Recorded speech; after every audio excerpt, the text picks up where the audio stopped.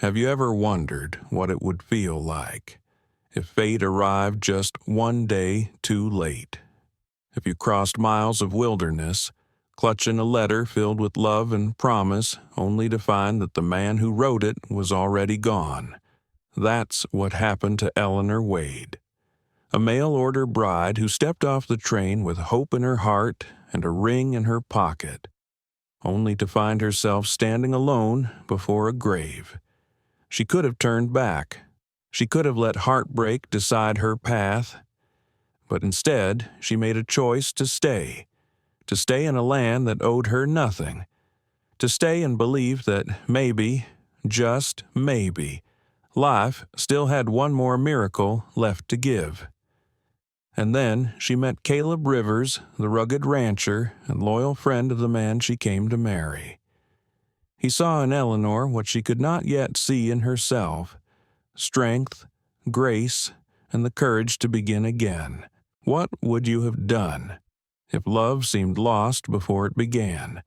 Would you walk away or trust that sometimes the heart knows its timing better than fate itself? This is a story about loss, courage, and a love that bloomed not when planned, but when it was meant to. If you believe love can heal what time has broken, please like, share, and subscribe to Frontier Hearts and join us as we begin this unforgettable journey together. Snow fell in soft, silent waves across the Montana plains, turning the land into a sea of white. The old train whistled once before, slowing near a tiny wooden station, Red Willow Depot. It said in fading letters. The sound echoed through the valley like a sigh. Inside the last carriage, a woman pressed her gloved hands together to keep them from trembling. Eleanor Wade. Ellie, to those who knew her back in Ohio, watched the station come into view. After 7 long days on the train, she had almost forgotten what it felt like to stand still. She wasn't here for adventure or fortune like so many who came west. She was here for a man she had never met, a man named Thomas Avery, who had written her letters for almost a year, a rancher, a widower, kind by his words, hopeful. He had promised her a home, a life among the wide skies, and a heart that would never wander, and she had believed him. The train hissed, slowing against the frozen tracks. Ellie gathered her carpetbag and stepped down onto the platform. The air struck her like ice, sharp and clean. Her breath turned to smoke in the wind. Around her, a few passengers hurried away toward wagons, boots crunching in the snow. "Excuse me," she asked softly, approaching the station master, a short man in a wool coat with a beard white as frost. "Sir, could you tell me where I might find Mr. Thomas Avery?" The man froze. His eyes flicked toward the sheriff standing near the telegraph pole, then back at her. The silence between them stretched. "You mean Tom Avery of Cedar Bluff Ranch?" he asked, voice low. "Yes," she said, smiling with relief. "I'm his fiancée, or, well, his intended bride." The station master removed his hat, holding it against his chest. His lips pressed together, and the wind seemed to grow colder around them. "Ma'am," he said quietly, "I'm sorry. Tom Avery was shot and killed yesterday morning. He never made it back from town.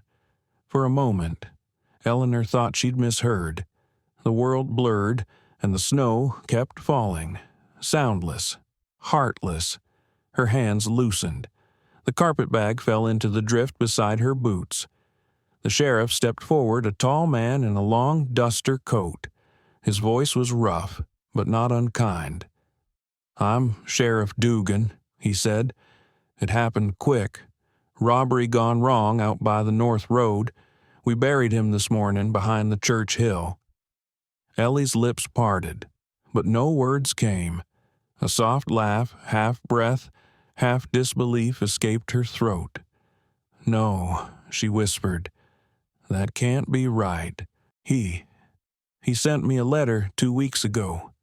Said he'd be waiting right here." Her vision swam, and the edges of the platform spun. The sheriff caught her elbow just before she fell. She shook her head, tears burning through the cold. "I came all this way," she murmured. 7 days. I came too late." The sheriff helped her sit on a bench by the wall, the wood frozen beneath her. He turned to the station master. "Jed, get her some water." But Ellie hardly noticed.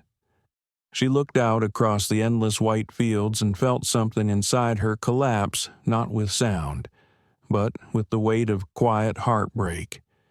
"You came too late." The words clung to her like the snow on her skirts. After a long while, another voice spoke behind her, calm, deep, carrying the steadiness of someone used to the wind. "Ma'am, are you all right?"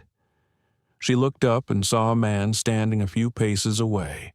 He was tall, broad-shouldered, wrapped in a canvas coat lined with sheepskin. A Stetson shaded his eyes, but the kindness in them was clear. He looked like the land itself, rough, scarred, yet patient. "I'm fine," she said automatically, though her voice broke halfway through the word. He crouched slightly, meeting her gaze. "No one's fine at a station like this, not in this weather," he said gently. "Name's Caleb Rivers. I was a friend of Tom's." Her eyes flickered with recognition. You knew him long time," Caleb said. "We ran cattle together. He spoke of you often. Said you had a way with words that made even winter sound kind. That broke something in her." She covered her mouth with her gloves, tears slipping past her lashes. "I was supposed to be his wife," she whispered. "And now, I don't even know where to go." Caleb stood, quiet for a moment, then offered his gloved hand. "For now, come to May Bennett's boarding house. It's warm, and she's got a fire that never quits. We'll figure the rest after." She hesitated, a stranger. A man, but there was nothing threatening in his face, only tired compassion. She took his hand. It was rough, warm, steady. As he helped her up, the wind caught her veil and tore it loose, sending it swirling into the snow. Caleb reached for it, but let it go when it vanished into the white. "Let it be," Ellie said softly. "Maybe it's better that way." He nodded once, together. They walked toward the small town that waited beyond the tracks, just a handful of buildings and a flicker of chimney smoke in the distance. Behind them, the train whistled again and pulled away, leaving only its fading echo and 2 sets of footprints leading toward Red Willow. The wind whispered through the cottonwoods, carrying the faintest promise that this was not the end of something, but the beginning of something else. By the time they reached town, snow had begun to fall again, thin and quiet, like ashes drifting down from a tired sky. The streets of Red Willow were almost empty. Lamps glowed faintly behind frosted windows. A dog barked once and then vanished into the alley. Caleb led the way, his long strides careful so she could keep up. Eleanor walked beside him, the hem of her skirt heavy with snow. Neither spoke.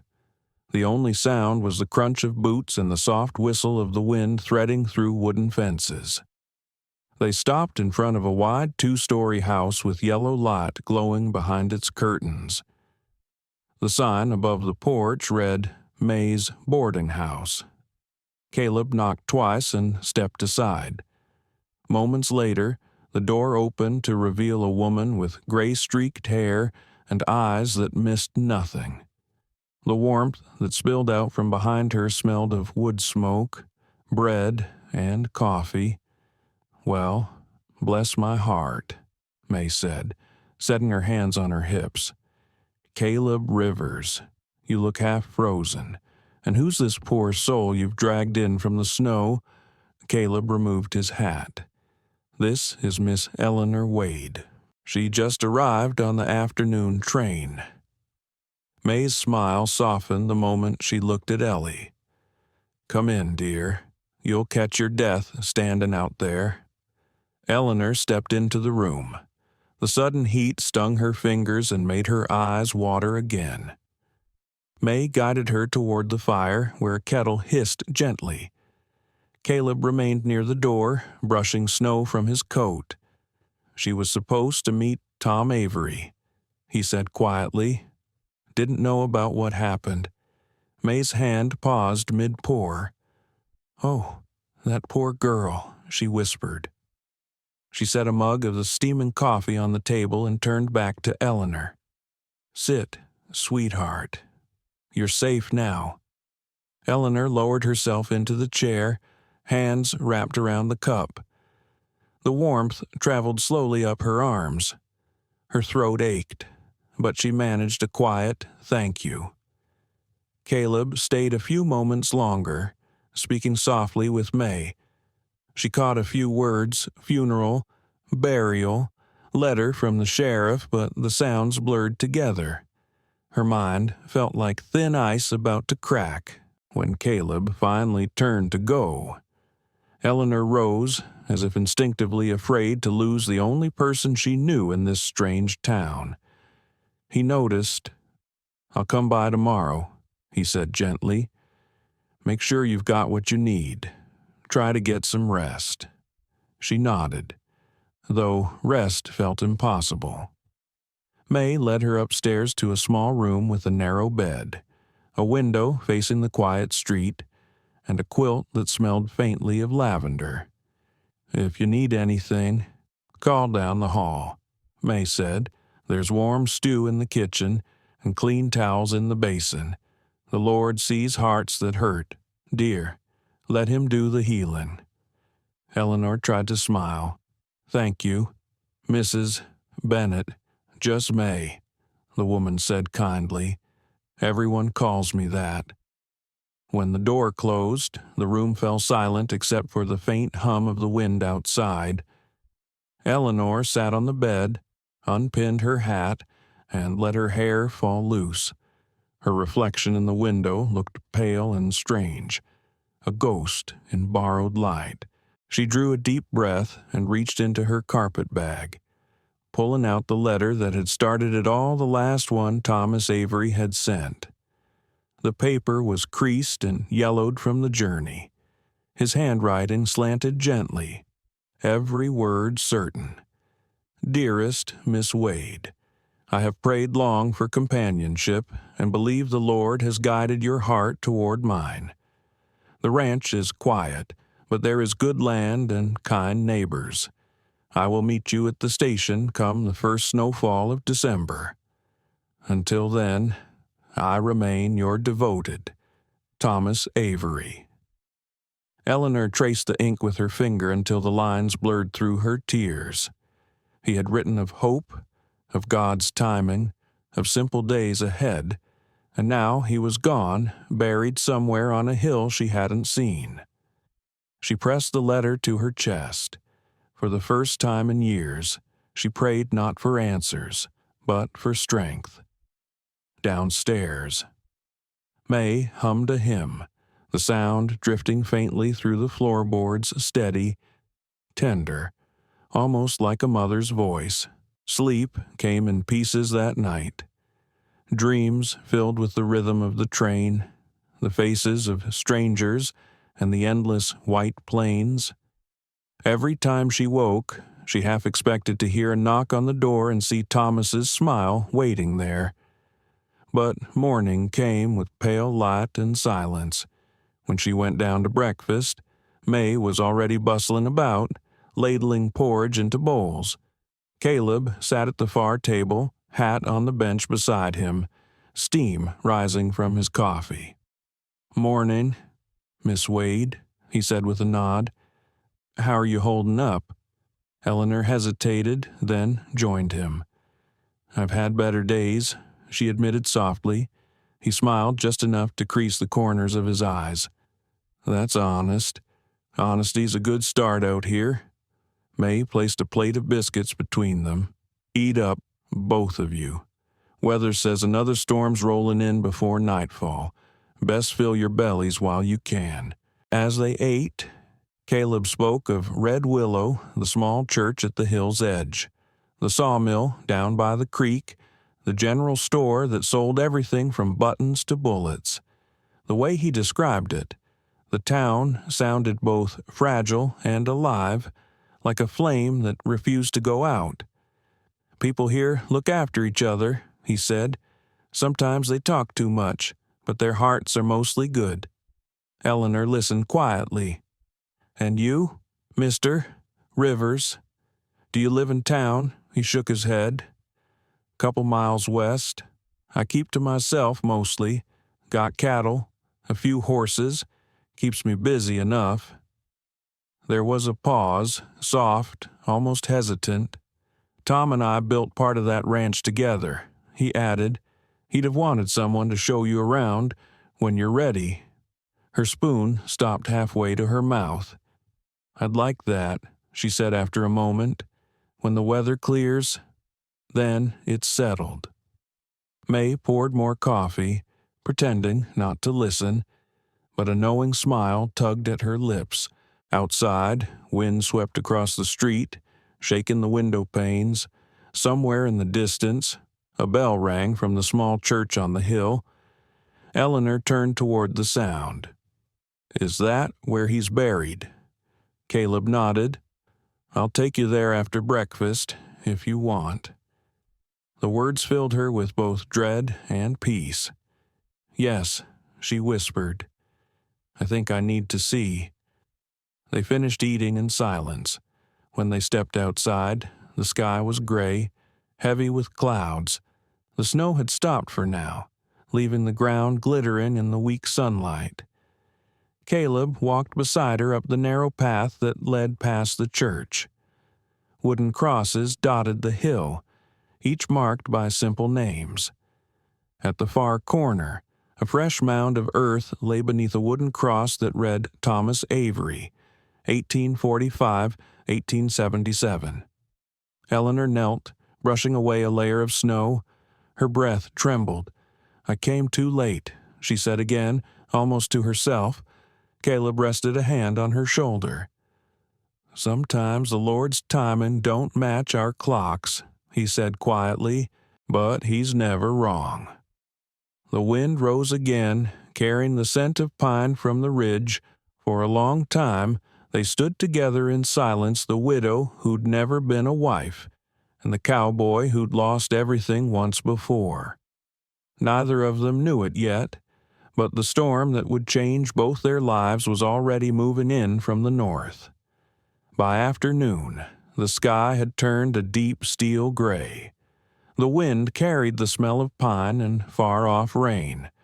The church bell no longer rang, but its sound seemed to echo in Eleanor's chest as she walked back down the hill beside Caleb. She had not cried at the grave. Her eyes had burned. Yes, but the tears refused to fall. Maybe she had cried too much already in her life. Or maybe there were no tears left that could thaw what grief had frozen.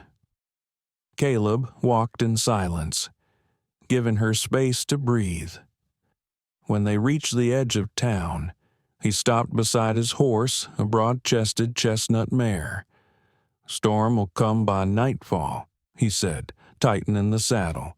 "You shouldn't be alone in town when it hits.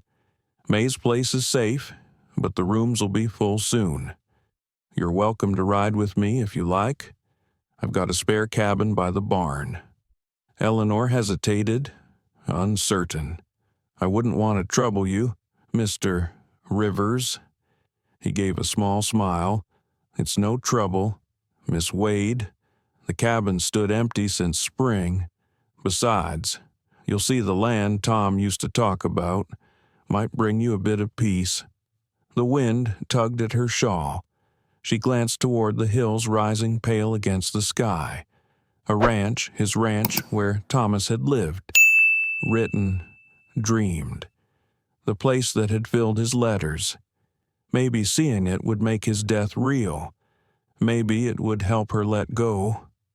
"All right," she said softly. "I'll come."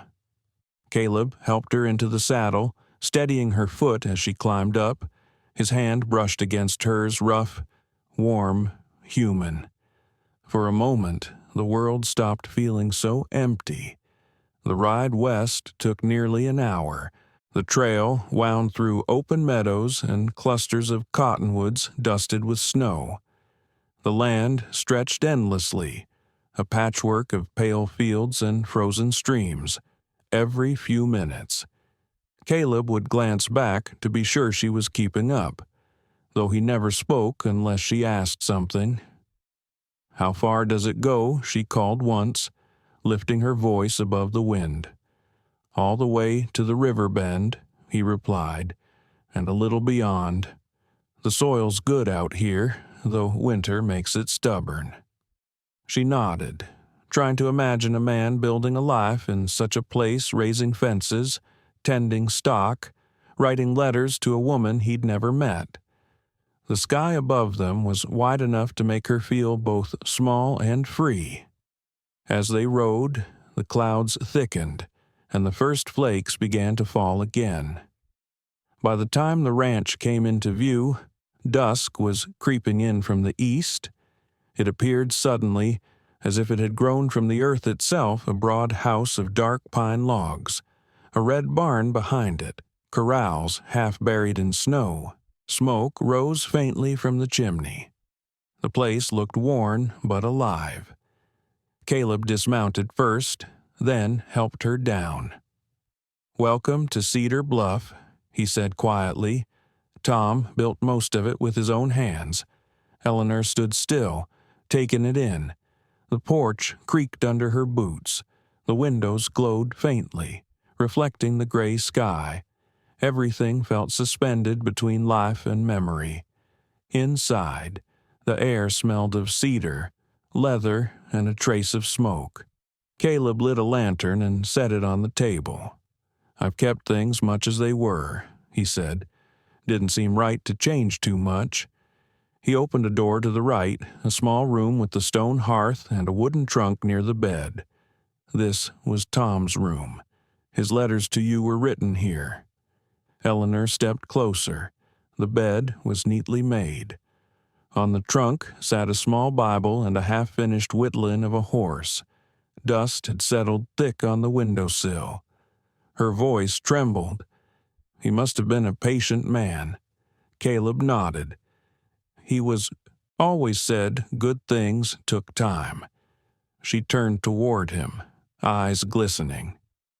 Did he talk about me much?" Caleb's expression softened. "More than you'd guess. Said your words reminded him there was still kindness in the world. That's a hard thing to hold on to out here." The silence between them was heavy but not uncomfortable, the kind of silence that carried meaning rather than emptiness. When he spoke again, his voice was low. "I know this isn't what you planned, but you're here now. If you want work, something to keep your hands busy, I could use help keeping the books, or the kitchen, if you'd rather that." Eleanor looked at him, surprised. "You'd hire me." "Not hire," he said. "Offer a place until you find what you're looking for." She wanted to tell him she didn't know what that was anymore, but the words stuck in her throat. Instead, she nodded. "Thank you, Mr. Rivers. I'd be grateful." He gave a small nod and turned toward the stove. "First things first. Let's get you warm," while he stirred the fire. She walked to the window. Beyond it stretched the open land, the world fading into snow and dusk. Somewhere out there lay the road she had traveled, the line between her old life and whatever waited here. Later, over supper, they sat across from each other at the wooden table. The meal was simple stew, bread, coffee, but after the train and the storm, it tasted like grace. Caleb ate quietly, occasionally glancing up as if to make sure she was real. She caught him once and smiled faintly. "What is it?" she asked. He shrugged. "Just thinking Tom would be glad someone finally sat at that table again." Her heart pinched at the thought. "You were close, brothers and all but blood," he said. "He helped me when my wife passed. I reckon I never paid that debt back." The honesty in his voice reached her in a way few words had since she arrived. There was no pity there, only understanding, the kind that comes from people who have both known loss. Outside, wind rattled the shutters. The snow fell thicker now, coating the porch steps. Caleb stood to secure the door. "You should take the cabin," he said. "It's small, but there's a stove and plenty of wood. I'll bring you blankets.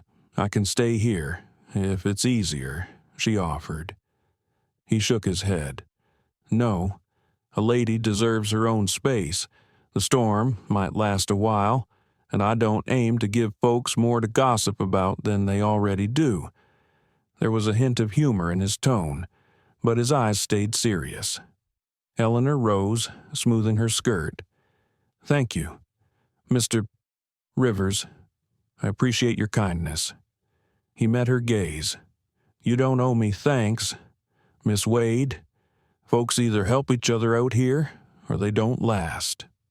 He carried a lantern as they stepped outside. The air bit cold, sharp as glass. They crossed the short distance to the cabin, boots crunching on fresh snow. Inside, the small room glowed golden from the stove's fire. Caleb set the blankets down and turned to leave. "If the wind gets too rough, holler out. I'll hear you from the barn." She nodded. "Good night, Mr. Rivers." He tipped his hat slightly. "Good night, Miss Wade." When he was gone, she stood by the stove, watching the flame dance behind the iron grate. The loneliness was still there, but softer now, like the hum of a lullaby from another room. She unwrapped the letter she had kept close to her heart, read a few lines, then folded it again. This time, when she closed her eyes, she didn't pray for answers. She prayed for courage. And somewhere out in the dark, beyond the drifting snow, Caleb Rivers paused in his barn, listening to the wind. He didn't know why, but for the first time in years, he felt something stir quietly inside him, something that sounded almost like hope. Morning came slow and pale, wrapped in the hush of snow. The storm had moved on during the night, leaving Cedar Bluff blanketed in white. The fence posts stood like soldiers, half buried, and the air held that fragile stillness that comes only after weather has broken. Eleanor woke to the sound of the horses in the corral, their breath puffing clouds into the cold. For a moment, she didn't remember where she was. Then the scent of wood smoke and the creak of the stove brought her back to the little cabin. She dressed quickly, wrapping her shawl close. The world outside the window shimmered under the new sun. When she stepped outside, Caleb was already at work near the barn, chopping wood. Each strike of the axe echoed across the valley. He glanced up as she approached, lowering the axe handle. "Morning, Miss Wade," he said, voice low but warm. "Sleep all right?" "Well enough," she said. "The wind kept me company." He smiled faintly. "That it does." She hesitated. "I was wondering if you still needed help around the house, or perhaps with the books you mentioned." He nodded toward the porch. "Kitchen first. Then we'll see about those numbers." Inside, she found the kitchen in mild disarray, unwashed dishes, flour dusted across the table, and a kettle blackened from long use. It wasn't neglect, just the marks of a man living alone too long. She rolled up her sleeves. By mid-morning, the room smelled of coffee and fresh bread. Caleb came in, carrying a pail of water, and stopped short. "Well," he said with quiet surprise, "that's more life in this kitchen than I've seen in months." She smiled without turning from the counter. A home should look like someone's loved it. He set the pail down, his expression softening. Tom used to say that, too. They ate together at the small table. For the first time since she arrived, the silence between them felt easy. After breakfast, Caleb fetched a wooden box filled with ledgers and receipts. "These are the books," he said, setting them down with a thump. "I never had much patience for numbers." Eleanor smiled, flipping one open. "That's something I can manage. I taught arithmetic for 5 years. Then we'll both learn something," he said. As she worked, Caleb repaired a saddle by the window. The two of them fell into a rhythm, her pencil scratching softly, his tools clicking against leather, the fire snapping in the stove. Outside, a hawk drifted over the pasture, silent as thought. Hours passed without notice. When she finally looked up, he was watching her, though not in a way that made her uneasy. His gaze was thoughtful, distant, as if trying to place something familiar in her face. "What is it?" she asked. He shook his head, "Just thinking how strange it is, having someone here again." The sound of another voice. She met his eyes. "You were alone a long time, weren't you?" He nodded. 3 years, lost my wife and boy in a barn fire. I kept going because that's what you do. You keep the herd fed, the fences mended. But truth is, I stopped living the same day they died." The simplicity of his words carried more weight than any show of grief. She wanted to speak, to offer comfort, but the quiet around them felt sacred. Instead, she said softly, "I'm sorry, Mr. Rivers, truly." He looked at her for a long moment. "Funny thing is," he said, "Tom was the one who got me through it. Wrote me letters when I couldn't face people. Guess he was still taking care of folks right up till the end." Eleanor lowered her eyes to the ledger, blinking fast. "Seems he was good at bringing people together," she said. That made him smile, a real one this time, faint but reaching his eyes. As the day faded, snow began to fall again, light as dust. Caleb offered to show her the barn before dark. Inside, the air smelled of hay and horseflesh. The mare from yesterday whinnied softly as they entered. "This here's Juniper," he said, patting the horse's neck, strong-willed, like most good-hearted creatures. Eleanor stroked the mare's muzzle. "She's beautiful. She doesn't take kindly to strangers," he said, "but she seems to like you." The horse leaned against Eleanor's hand as if agreeing. For the first time, she laughed soft, genuine, almost shy. The sound startled them both. Caleb turned away to hide his grin. "Guess you've got a gift." "I used to work with children," she said. "They're not so different from horses. Both know when your heart's steady, then you'll fit right in here," he said. Outside, twilight deepened into blue. He walked her back to the cabin, carrying the lantern. Their shadows moved together across the snow. At her door, she paused. "Thank you, Mr. Rivers, for letting me stay, for everything." He adjusted the lantern flame, avoiding her eyes. "You don't owe me thanks, Miss Wade. You just do what you can, same as the rest of us. Still," she said softly, "you've been kind when you didn't have to be. That matters." He looked at her then, the light catching the edges of his face. "Kindness is about all that's left worth holding on to." Their eyes met, and for a heartbeat, something unspoken passed between them, recognition, perhaps, or the faint promise of understanding. When he left, she lingered by the window, watching his lantern disappear across the yard. The cold seeped in around the door frame, but she didn't feel it. Inside her chest, a quiet warmth was beginning to take root.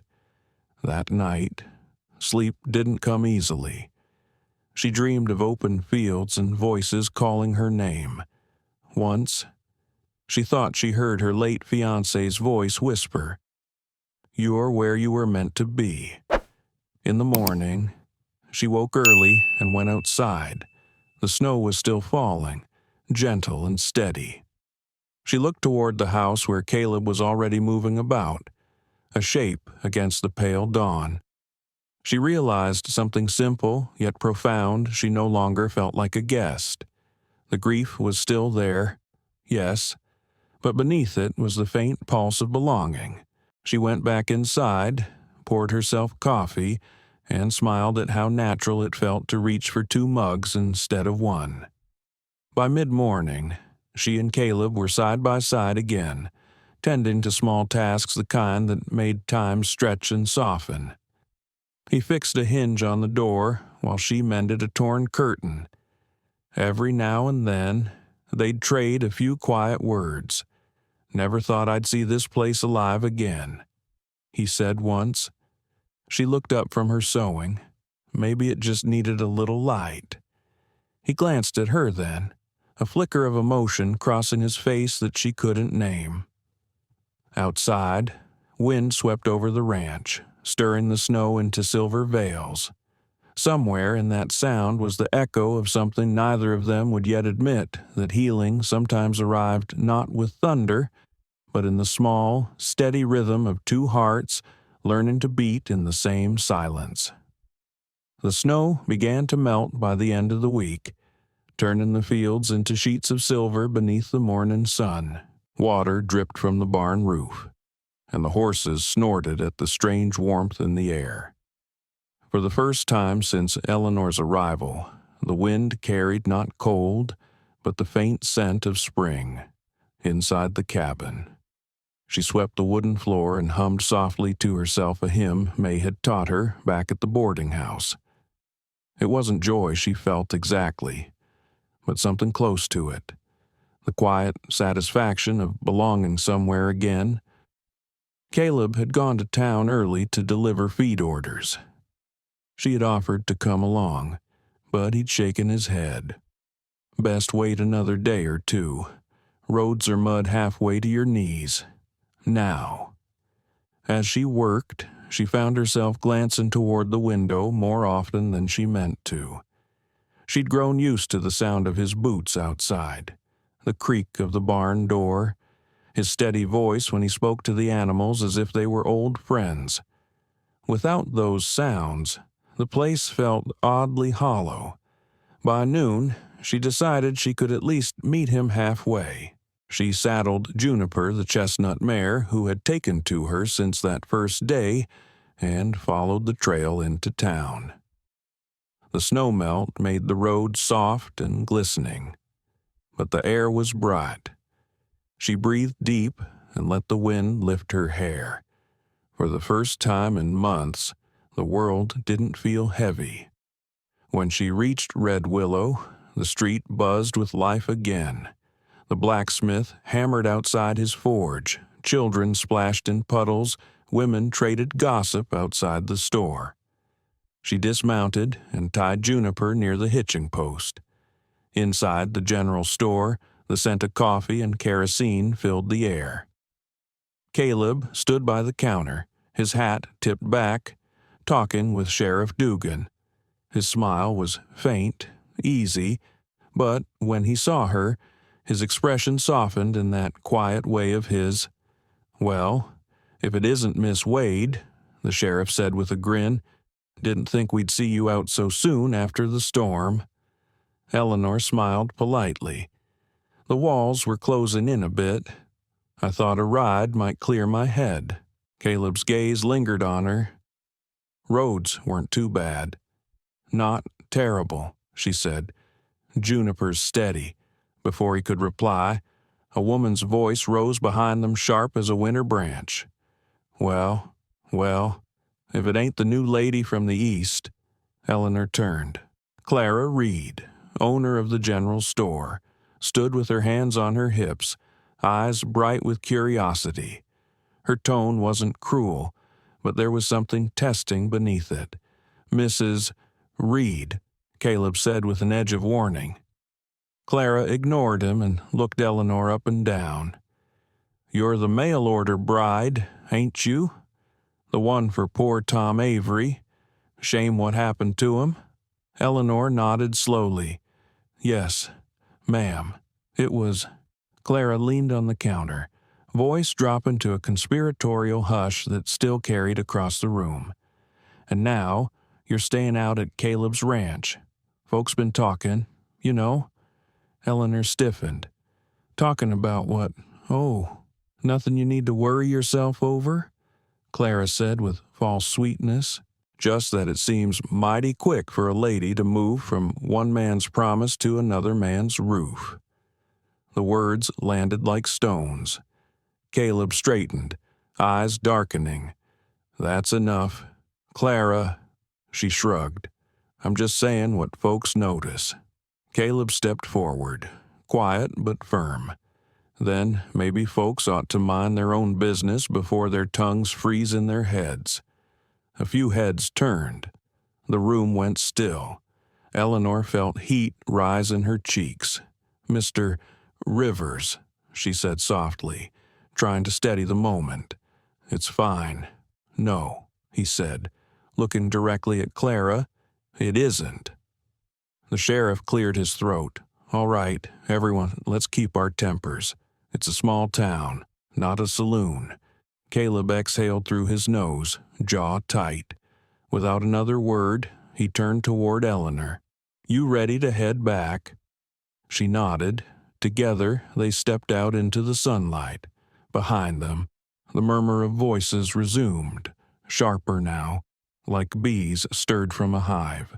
They rode in silence for a while, the wind moving across the fields in long sighs.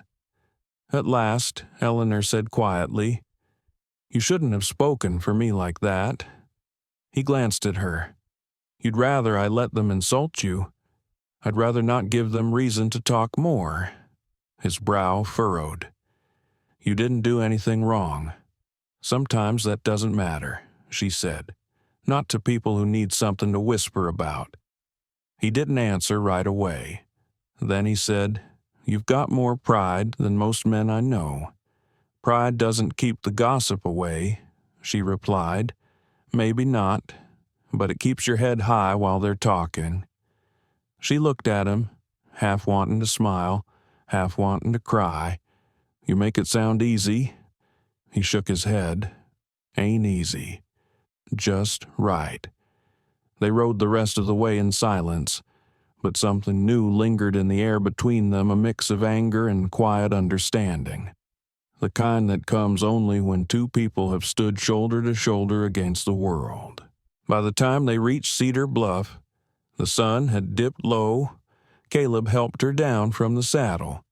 Don't let them get under your skin, he said softly. Red Willow's good people, mostly. Just too small for its own good. I know, she said. It's just strange, being the story everyone tells. He studied her face for a long moment. Let them talk, so long as you know who you are. That night, Eleanor sat by the fire in her cabin, replaying the day. The anger had cooled, leaving a hollow ache behind. She wondered if this was what every woman faced who dared to start over judgment from those who didn't understand loss, or courage, or the simple need to survive. She reached for her journal, one she had carried from Ohio. Her hand hesitated before she wrote, I thought coming west would be a beginning, but beginnings have their own storms. Outside, a horse neighed softly. She looked out the window and saw the faint glow from Caleb's lamp across the yard. The sight steadied her more than any prayer. The next morning, May arrived at the ranch with a basket of preserves. Her cheeks were flushed from the ride, her eyes sharp with concern. "I heard about that ruckus at the store," she said as soon as she stepped inside. "You let that woman's words roll off. You hear me, Clara Reed's been whispering since before her husband left her for Denver." Eleanor managed a smile. "I'll try." May set the basket on the table, then leaned close. "You and that man are both carrying ghosts. Folks don't like what they don't understand. But the Lord's got a funny way of bringing the broken together." Later, after May rode off, Eleanor stood outside and watched Caleb mending a fence near the barn. His movements were sure, steady, as if the noise of the world couldn't touch him. She realized, standing there, that the gossip had done something she hadn't expected. It had drawn a line around them, a quiet circle where only truth and kindness belonged. And maybe, she thought, some things worth keeping were born in the noise others tried to use to tear them down. When Caleb looked up, she waved, and he lifted his hat in return. The wind caught the brim and nearly carried it away, and they both laughed a sound that echoed brighter than the whispers in town. The storm came without warning. One moment the sky was silver, calm and wide. The next, dark clouds rolled down from the northern hills, swallowing the sun. The wind cut sharp as glass, howling through the valley. Eleanor had been hanging laundry behind the cabin when the first drops fell. By the time she reached the porch, rain was hammering the roof and thunder cracked across the plains. She pulled the sheets down, half soaked, and ran inside just as the wind slammed the door behind her. The storm grew fierce by late afternoon. Lightning split the sky, and the air smelled of wet earth and pine. She sat by the stove, feeding the fire, but her thoughts kept straying to Caleb out in the barn. He had gone to secure the livestock before the weather turned bad. That had been over an hour ago. She tried to busy herself, folding clothes, checking the kettle, but the wind outside made every creak sound like footsteps. When she finally opened the door to look, the rain blew sideways, heavy and wild. She caught sight of a lantern swaying near the barn and felt a wave of relief. Moments later, a figure appeared through the rain, shoulders hunched against the wind. Caleb climbed the porch steps, soaked through to the bone, his coat glistening dark with water. "Everything tied down?" she asked, handing him a towel. "Mostly," he said, wiping his face. "One of the fences gave way, but the herd's safe." She frowned. "You should have come in sooner." He gave a tired smile. "Would've, if I hadn't been arguing with a mule about which one of us was more stubborn." That made her laugh, the sound cutting through the thunder. She poured him coffee, and they sat near the fire, the storm raging on outside. The light from the flames danced across the room, turning the walls gold and red. Caleb leaned forward, elbows on his knees, staring into the fire as steam rose from his damp shirt. "It's strange," he said after a while. "Storms never used to bother me. But after the fire that took my family, every lightning strike makes me feel like it's coming for me again." Eleanor looked at him, her heart tightening. "I didn't know it happened during a storm." He nodded.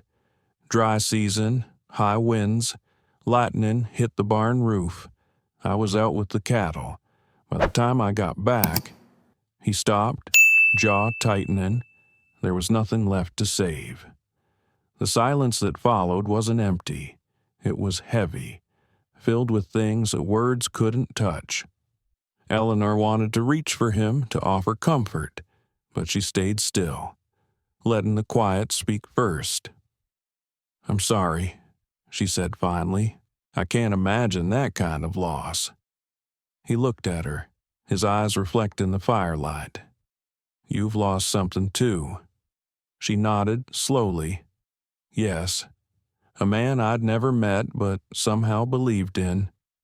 Maybe it's foolish to mourn someone who was only words on paper, but those letters gave me a kind of hope I hadn't felt in years."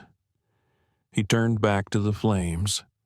"Hope's a dangerous thing, but it's the only thing that keeps us standing." Thunder rolled again, closer this time. The cabin shuddered. Caleb rose and checked the door latch. When he turned, his expression had softened. "You're shaking," he said quietly. "Here." He pulled the quilt from his shoulders and draped it over hers before she could protest.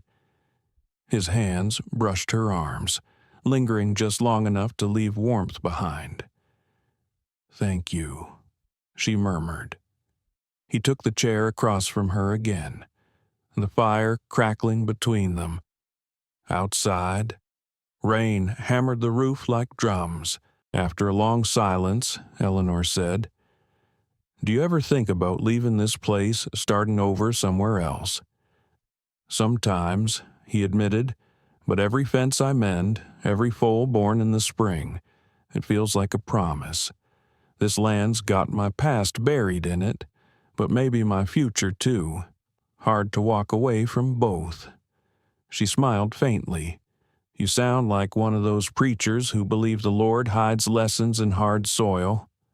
He chuckled softly. "Maybe he does. Maybe he sends stubborn women from Ohio to remind men like me not to give up so easy." Eleanor's eyes widened slightly, caught off guard by his words. For a moment, she forgot the storm, forgot the whispers in town. "Is that what you think I'm here for?" she asked gently. He met her gaze. "I don't know, but since you came, this house feels less empty, and that's something I didn't expect." Her heart beat faster. She looked down at her hands, then back at the fire. "You've been good to me, Caleb. I don't know how to thank you." "Don't," he said. "Don't do kindness expecting it back." Lightning flashed again, and for a heartbeat the whole room glowed white. The thunder that followed shook the floor. Without thinking, Eleanor flinched. Caleb rose and crossed the room, kneeling beside her. "It's just noise," he said softly. "It can't hurt you." But she wasn't afraid of the storm. Not really. It was something else, the closeness, the way his voice dropped to a whisper, the way his hand brushed her shoulder.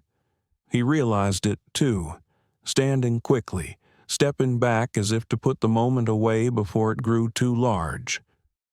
"I'll check the barn again," he said. "Make sure the roof's holding." "You can't go out there in that," she said, standing. "You'll drown before you make it halfway." He smiled faintly. "I've weathered worse." She took a step closer.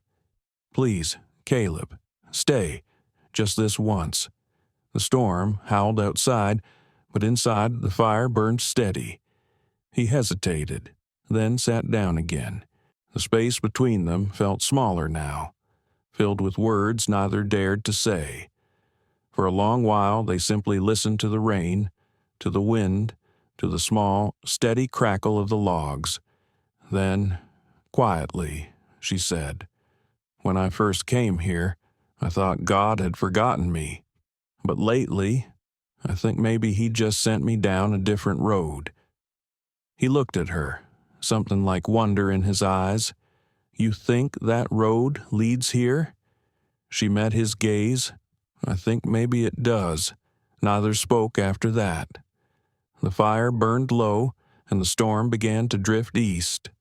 When it finally broke near dawn, the world outside was washed clean, silver and still. Caleb rose, stretched his stiff shoulders, and reached for his hat. "Sun's coming up," he said quietly. "I'll go see what the damage is." Eleanor nodded, her voice barely above a whisper. "Be careful." He smiled at that small, real, the kind that stays long after it's gone. As he stepped out into the pale morning light, she watched from the doorway. The ranch lay covered in mist, fences glistening, the fields shining wet. It was as if the world itself had been baptized. She stood there for a long time, listening to the wind, her heart steady for the first time since the train ride to Red Willow, and somewhere across the yard. Caleb Rivers looked back once and saw her framed in the doorway, the woman who had arrived too late for another man, but right on time for him. The morning after the storm dawned calm and golden. Mist curled up from the fields like soft smoke, and the air smelled of rain-soaked earth. The storm had broken more than clouds, it had loosened something deep inside both of them, though neither dared name it yet. Eleanor spent the early hours helping Caleb repair the north fence. The ground was soft beneath their boots, and sunlight glimmered on puddles that mirrored the sky. They worked mostly in silence, but the silence had changed. It was no longer the hush of strangers, but of two people learning to listen to the same rhythm. When the work was done, Caleb turned toward her, leaning on the fence post. "You handle yourself well out here," he said. She smiled faintly. "You sound surprised. Most folks from the east don't take to mud and broken rails so easy." "I suppose grief changes what feels hard," she said. "Once you've lived through losing everything, mending a fence seems simple." He looked at her then, his expression thoughtful, but before he could speak, Juniper neighed from the barn, breaking the moment, later that afternoon, while Caleb rode to town to collect supplies. Eleanor stayed behind to tidy the house. She moved through each room slowly, touching the things that once belonged to Thomas Avery, the man she'd come all this way to marry but had never met. In the parlor, she paused before the old desk near the window. Its surface was covered in dust, the drawers stiff from disuse. On impulse, she knelt and tugged one open. Inside lay a few folded papers, a silver pocket watch, and a small wooden box. She hesitated, fingers tracing the grain of the wood before lifting the lid. Inside was a single letter, sealed and yellowed with age. Her name was written across it in a neat, deliberate hand. Her breath caught. Miss Eleanor Wade. The handwriting was unmistakable Thomas's. Her heart pounded as she broke the seal. The letter was dated only 2 days before the telegram that had announced his death. "My dearest Miss Wade, if this letter reaches you, it means I may not be there to meet your train. Life in this land can turn faster than the wind across the plains. I have been unwell these past weeks, though I kept it from my last letters, hoping it was only the cold. I find now it may be more than that. If I do not live to see you, please do not think our plans were foolish dreams. I prayed for a companion of heart and spirit, and though I may not meet you, I believe God has sent you to the right place. If you find yourself here, look for my friend Caleb Rivers. He is the best man I know. Trust him as you would have trusted me. Your friend, in faith and hope, Thomas Avery." The paper trembled in her hands. She read it again and again, as if the words themselves might shift. Thomas had known. He'd been dying and had still written to her, not out of pity or guilt, but to guide her somewhere safe to Caleb. She sat there for a long time, the wind whispering through the cracks of the window pane. When Caleb returned near sunset, she was still sitting at the desk. the letter folded neatly beside her. He stopped in the doorway, sensing something changed. "You all right?" She looked up, her eyes calm but filled with something he couldn't quite read. "I found something," she said softly. He stepped closer, his boots quiet on the wooden floor. "What is it?" She handed him the letter. He unfolded it and read, the muscles in his jaw tightening with every line. When he finished, he stood silent for a moment, then sat down across from her. "I didn't know he wrote you this," he said finally. "Did you know he was sick?" She asked. He nodded slowly. "He'd written me about a fever, said he was weak but wouldn't make me worry. By the time I got to his ranch, he was gone." Eleanor's voice shook. "He mentioned you here. He said you were the best man he knew." Caleb's gaze dropped to the letter again. "That sounds like him. Always given more credit than I deserved." She leaned forward. "He wanted me to find you, Caleb. I think. Somehow he knew we both needed something we'd lost." For a moment, neither spoke. The golden light from the window stretched across the floor, catching the dust in midair like drifting stars. Caleb folded the letter carefully, setting it on the table. He was right about one thing. He said quietly, "You were meant to come here." Eleanor met his eyes, and yet I can't help feeling guilty, as if by staying, I'm taking what was never meant for me. "You're not taking anything," he said firmly. "You're giving this place back its life." Her throat tightened. "But what if people think, let them think," he interrupted gently. "You can't live by the measure of gossip. You came here with honesty in your heart. That's all that matters." His voice carried such quiet conviction that for the first time, she believed it. Outside, the first stars appeared above the hills. Caleb rose and moved toward the window, his shadow stretching long across the room. He always said he wanted this land to be shared by people who'd love it. Maybe that's the last thing I can do for him. She joined him by the window. The fields of Cedar Bluff glowed pale under the twilight, the fences shining like ribbons of silver. "I'll help you keep it," she said softly, "if you'll let me." He turned toward her then, close enough that she could see the faint scar at his temple, the tired kindness in his eyes. "I'd be proud to have you here. Eleanor." The air between them grew still.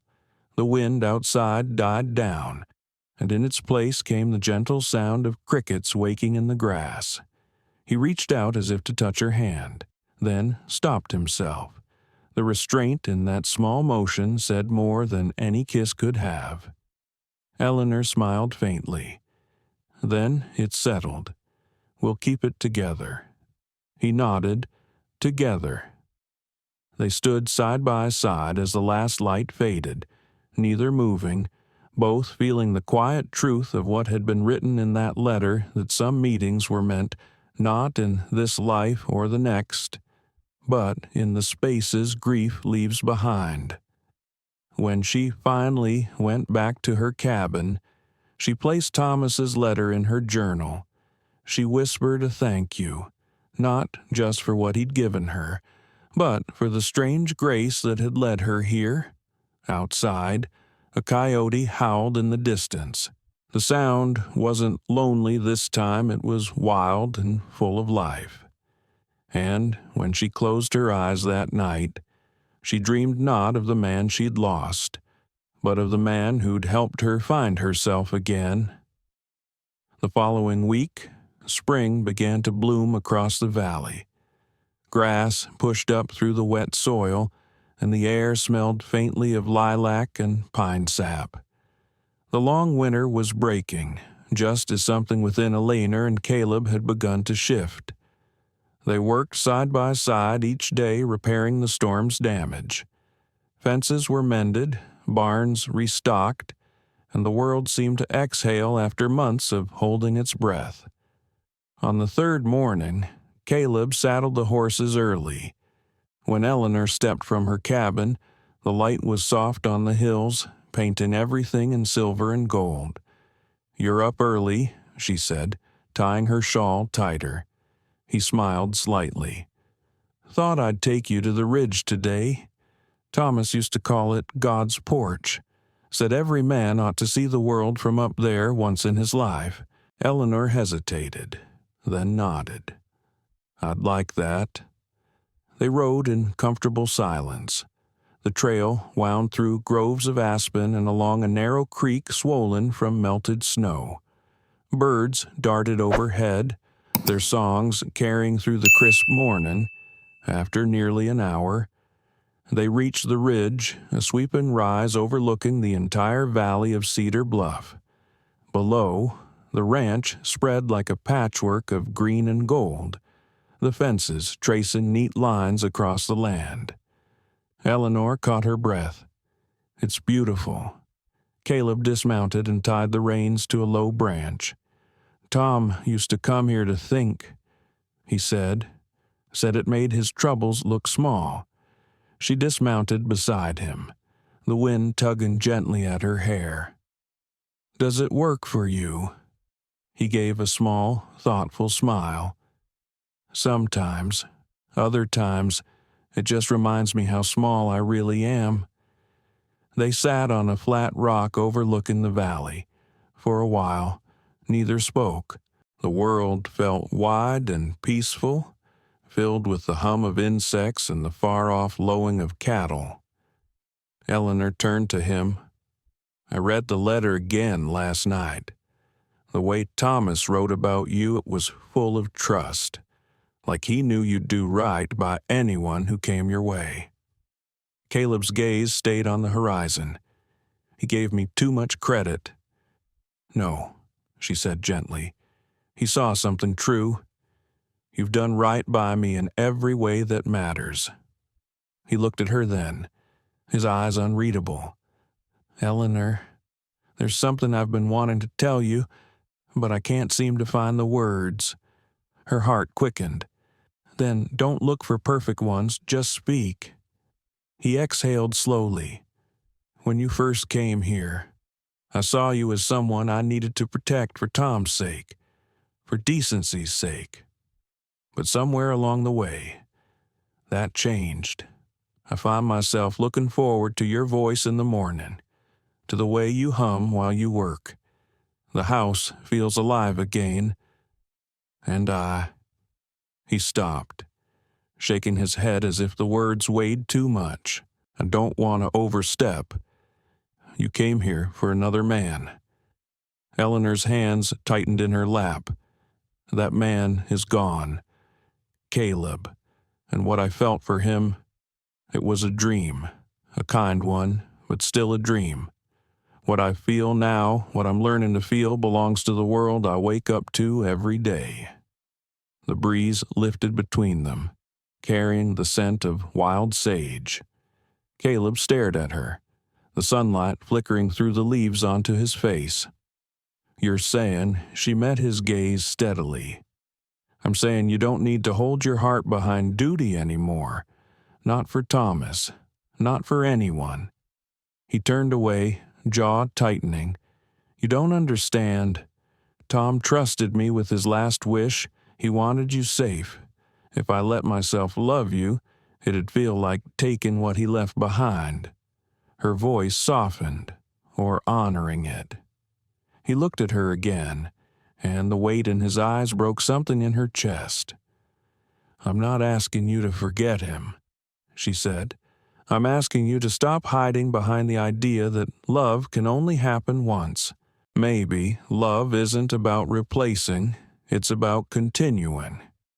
Caleb stood, pacing a few steps toward the edge of the ridge. Below them, the fields rippled under the wind like waves. "When my wife and boy died," he said, voice low, I promised myself I'd never feel that kind of loss again. It's easier to be alone. Safer. Safe doesn't mean alive, Eleanor said quietly. He turned back toward her, eyes shadowed. And if I lose you too. She rose and walked closer, close enough that their breath mingled in the cool air. Then, at least, you'll have lived for something worth losing. The silence that followed was thick with everything unspoken. The pain, the longing, the fragile hope. Caleb's hand twitched, then fell to his side. You make it sound simple. It isn't, she whispered, but it's true. He took a slow step forward. You're brave, Eleanor Wade. I've been afraid most of my life, she said. But fear doesn't mean I stop walking. He looked at her for a long moment, then reached up, brushing a loose strand of hair from her face. His fingers lingered just long enough for her to feel the warmth. I don't know what the future holds, he said. Neither do I, she replied, but for once, I want to find out. For a heartbeat, everything stopped the wind, the sound of the world below, even the ache that had lived in both of them for years. Caleb leaned forward and kissed her slow, reverent, filled with all the words they hadn't dared to say. It wasn't a kiss of new love, but of recognition, two lives meeting where fate had drawn them together.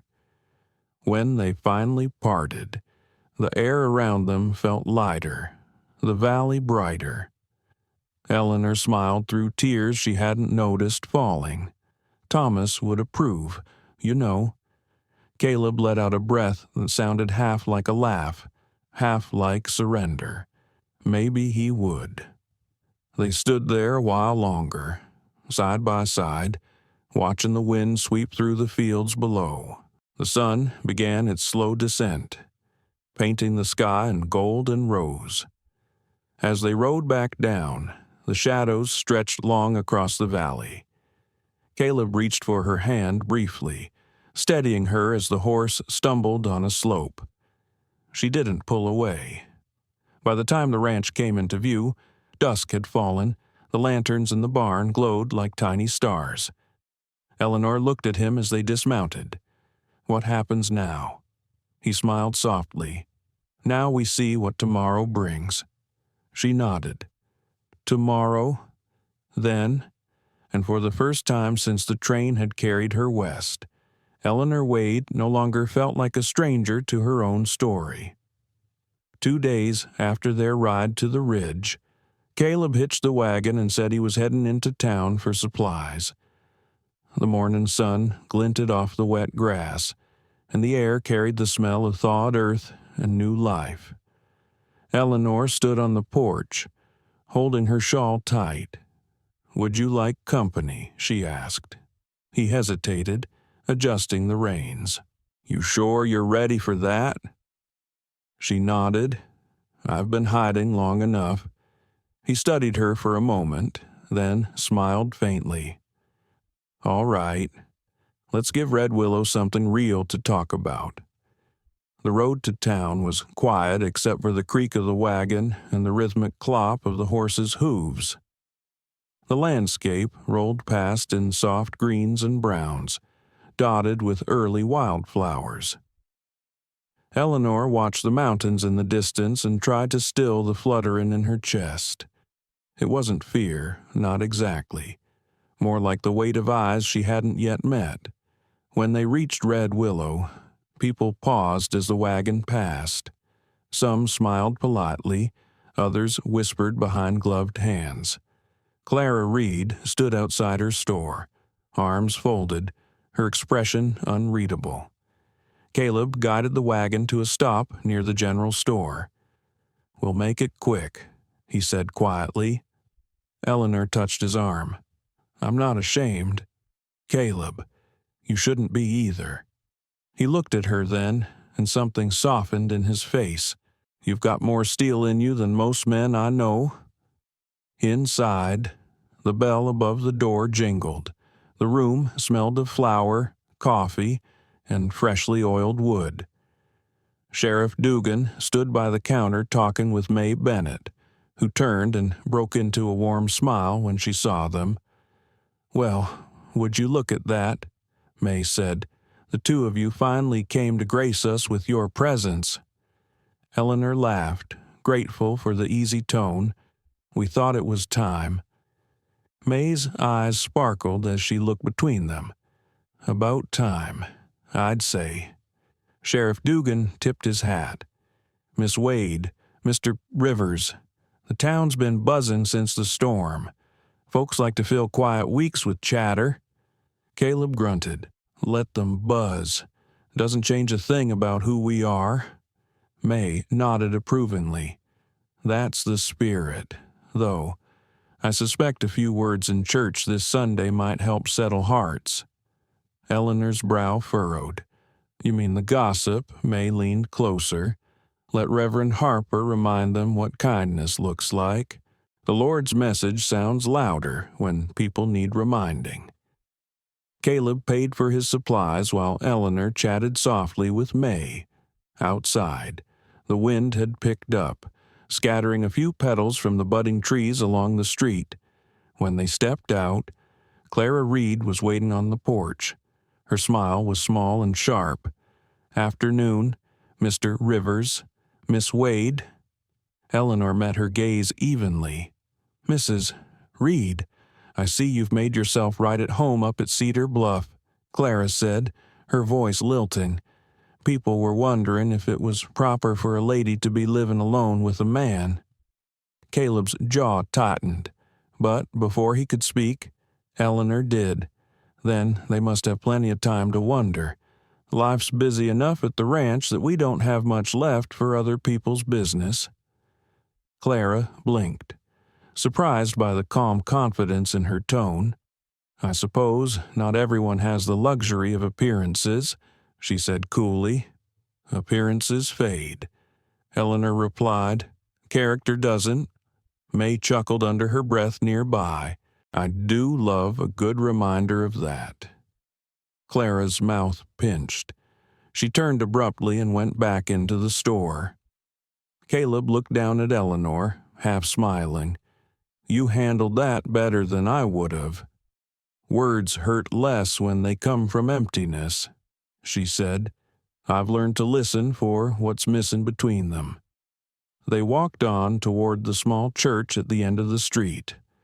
Reverend Harper was tending to the garden out front, pulling weeds between the stones. When he saw them, he straightened, wiping his hands on his apron. "Well, if it isn't the Rivers man and his brave young lady," he said kindly.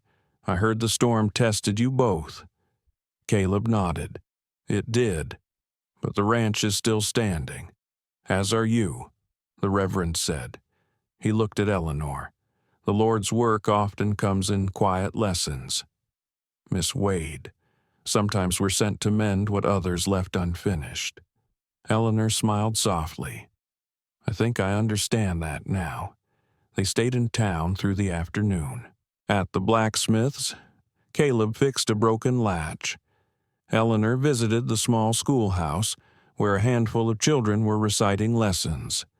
The teacher, a kindly woman named Miss Lorna Pike, recognized her Eastern accent and smiled.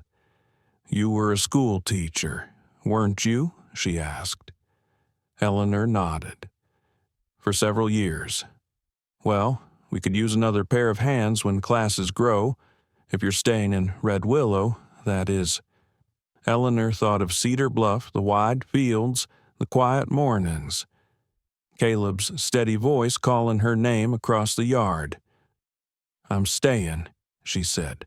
When they returned to the wagon, the sun was dipping behind the hills, and the town had grown quieter. The whispers had faded into evening air. As they rode home, the golden light spread across the plains, soft and forgiving. "I think they'll come around," Caleb said finally. "They will," Eleanor answered.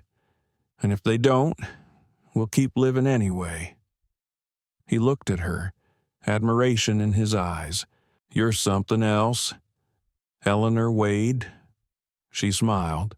"So are you, Caleb Rivers."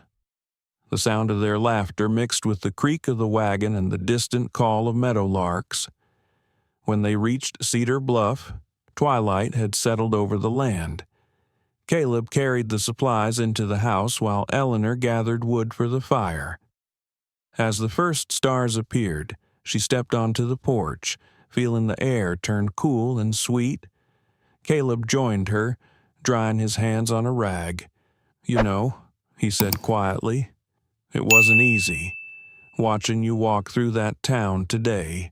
I wanted to shield you from every stare." She looked up at him. "You don't need to shield me, Caleb. You just have to stand beside me." He met her gaze, and the truth of her words lingered between them like a promise.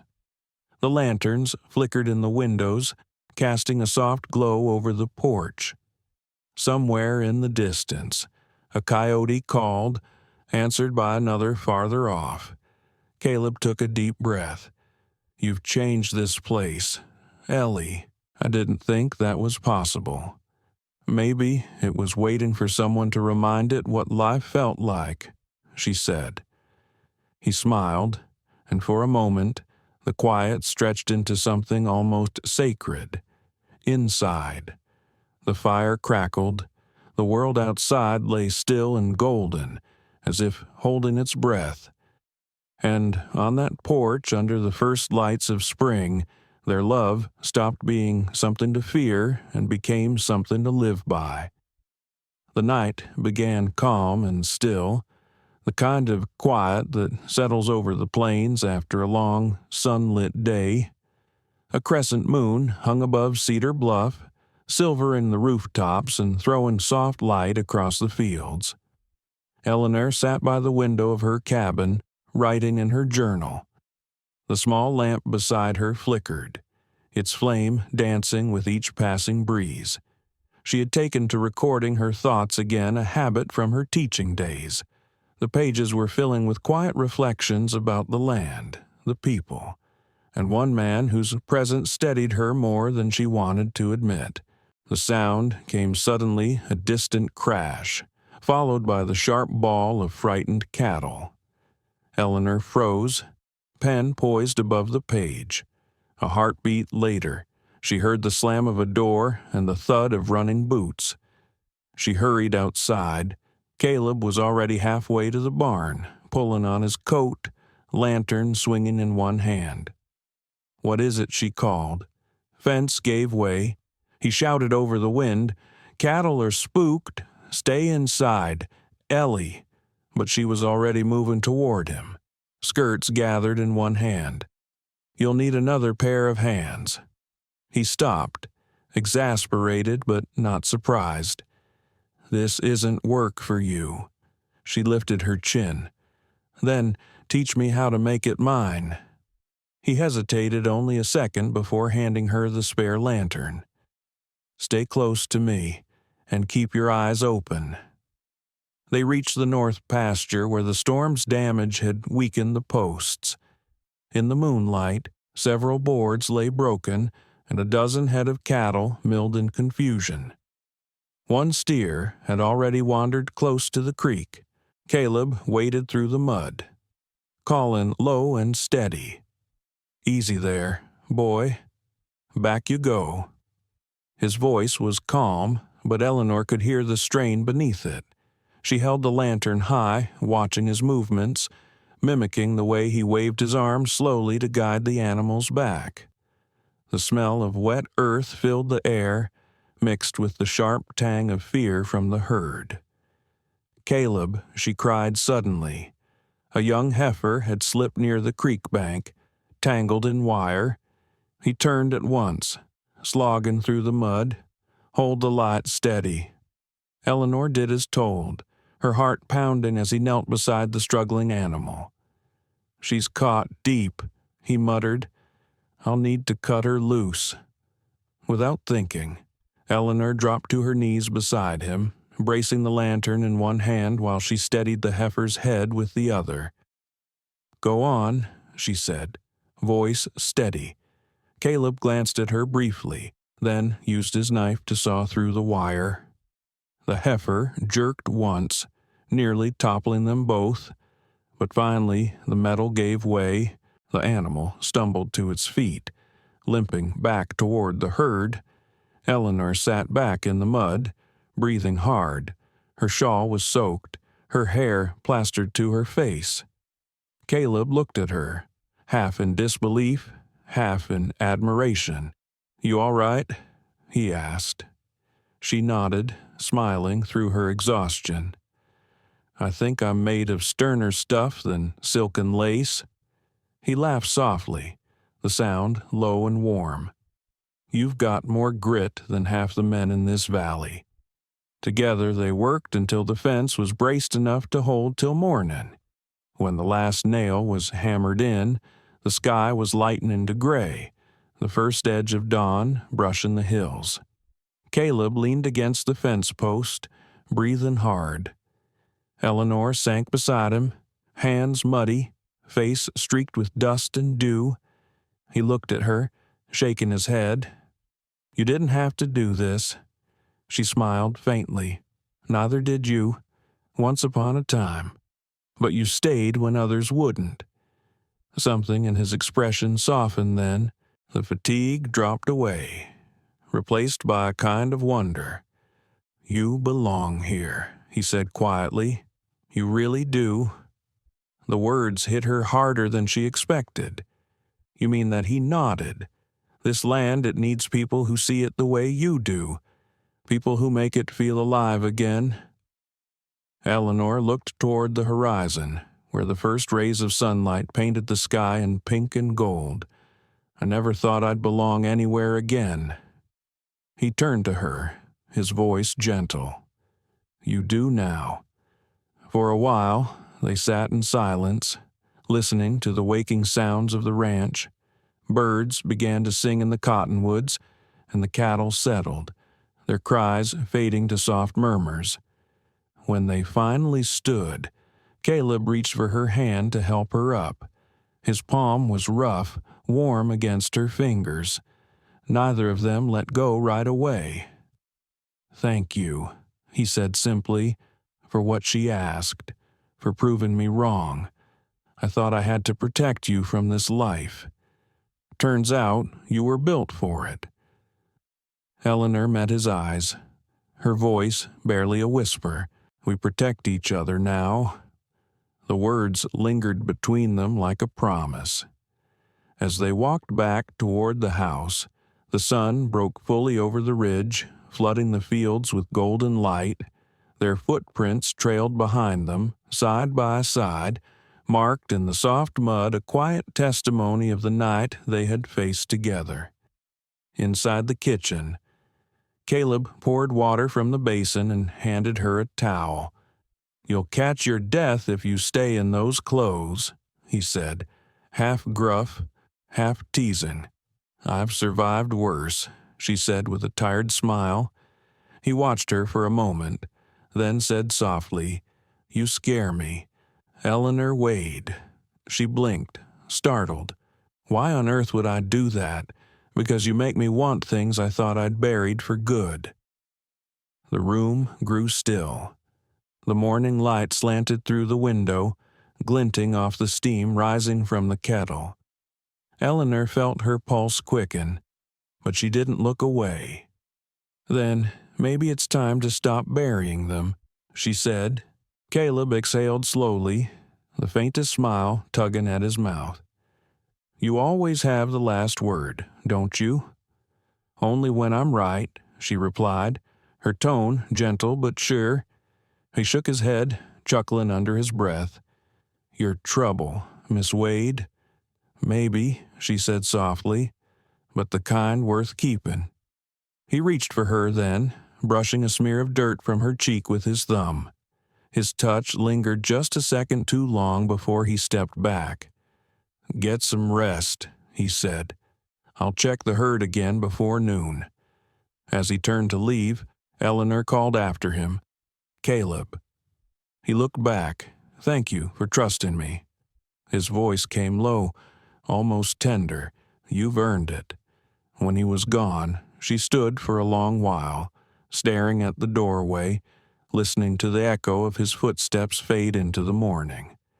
She could still feel the weight of his hand, the warmth in his words, the quiet certainty that something had changed between them. The day ahead would bring work, gossip, maybe even more storms, but for the first time, she didn't fear any of it, because last night, in the mud and moonlight, she and Caleb Rivers had faced the wild together and come through stronger, side by side. The morning was quiet and bright, the air filled with the scent of sage and pine. Eleanor was hanging laundry behind the cabin when she heard the low rumble of hooves. She shaded her eyes against the sunlight and saw a single rider approaching along the dusty trail from town. Something about the way he rode upright, measured, as though burdened by purpose, made her uneasy. She dropped the sheet back into the basket and stepped toward the fence. Caleb emerged from the barn, wiping his hands on a rag. "You expectin' company? No," she said softly. "But it seems we've got some."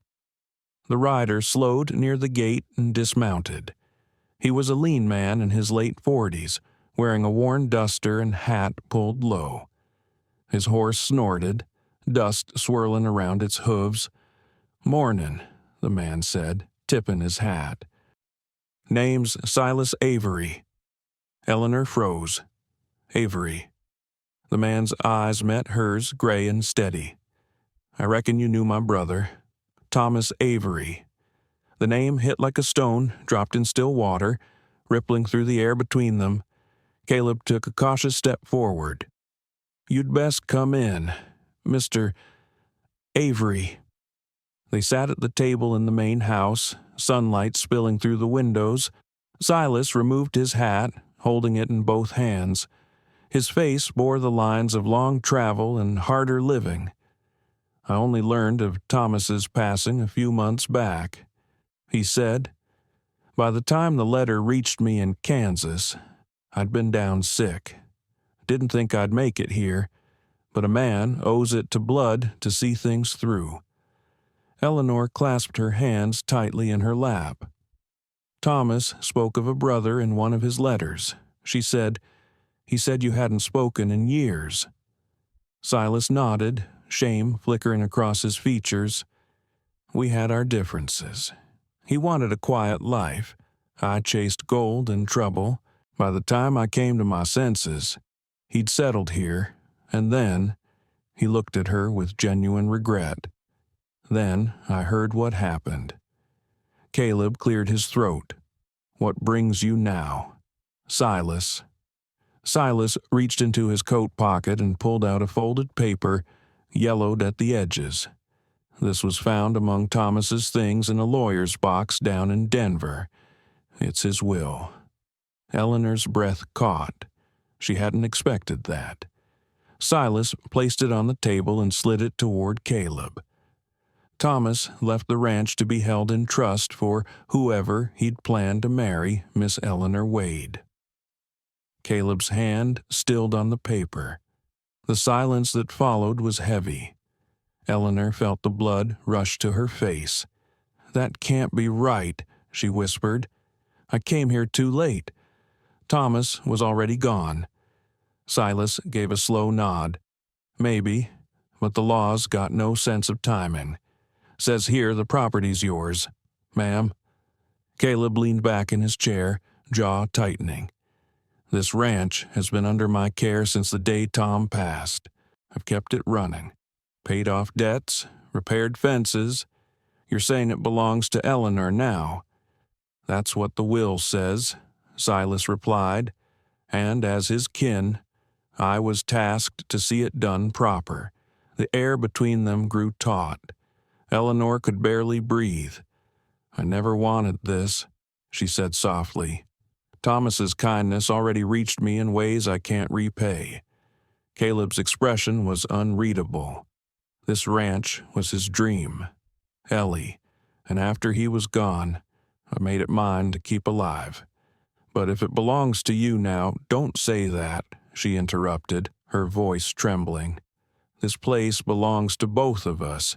You kept it standing. You gave it life again. Silas glanced between them, his eyes narrowing slightly as he caught the emotion in the room. Seems Tom was right, he said. He always said the land should belong to someone who'd love it. Maybe that's what this means. He stood, putting his hat back on. I won't be staying long. Just needed to set things straight. Caleb rose too. You're welcome to rest a spell. Silas, there's food enough. Silas shook his head. I appreciate that, but I've never been good at staying where peace lives. I'll head out come morning. He paused at the door and looked at Eleanor. He wrote about you, said you were brave even before you set foot here. Guess he wasn't wrong. Her throat tightened. Thank you, she managed. When the door closed behind him, the house felt too quiet. The paper still lay on the table between them, its edges fluttering faintly in the breeze. Caleb picked it up and stared at it for a long moment. Well, he said finally, voice low, seems the world keeps finding new ways to test us. Eleanor reached across the table, laying her hand over his. We'll face it together, like we always do. He looked up at her, his eyes filled with a mix of pride and ache. You'd still stay, knowing this ranch is yours by right. I'd stay, she said firmly, because the deed may have my name, but the heart of this place is yours. Something in him broke then the tension, the doubt, the last wall he'd built around himself.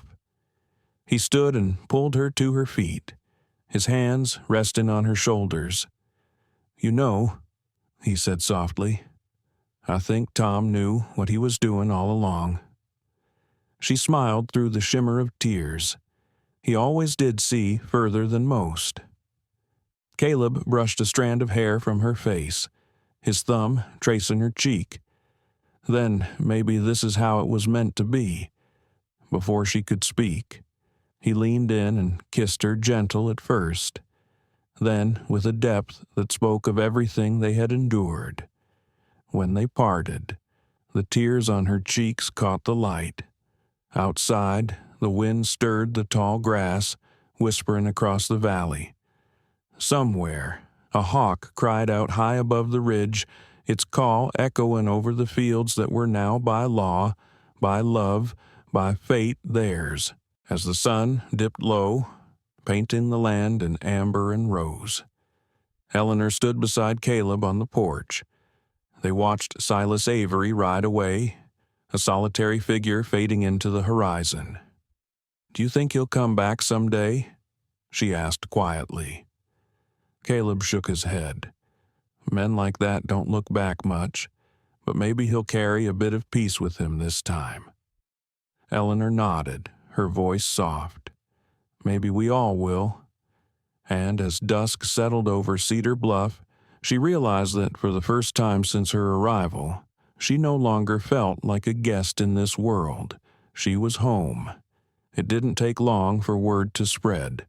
By the next Sunday, every soul in Red Willow had heard the news the mail-order bride who came too late now owned the biggest ranch in the valley. Eleanor and Caleb rode into town early that morning. The spring air was crisp, the sky a clear blue after days of rain. She could feel eyes on her even before they reached the churchyard.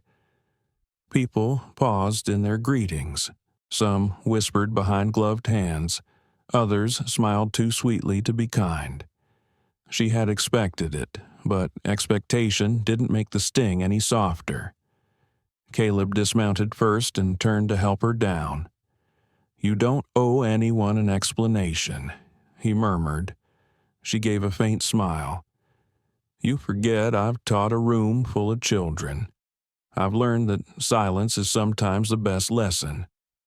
He chuckled quietly at that, the tension in his jaw easing a little.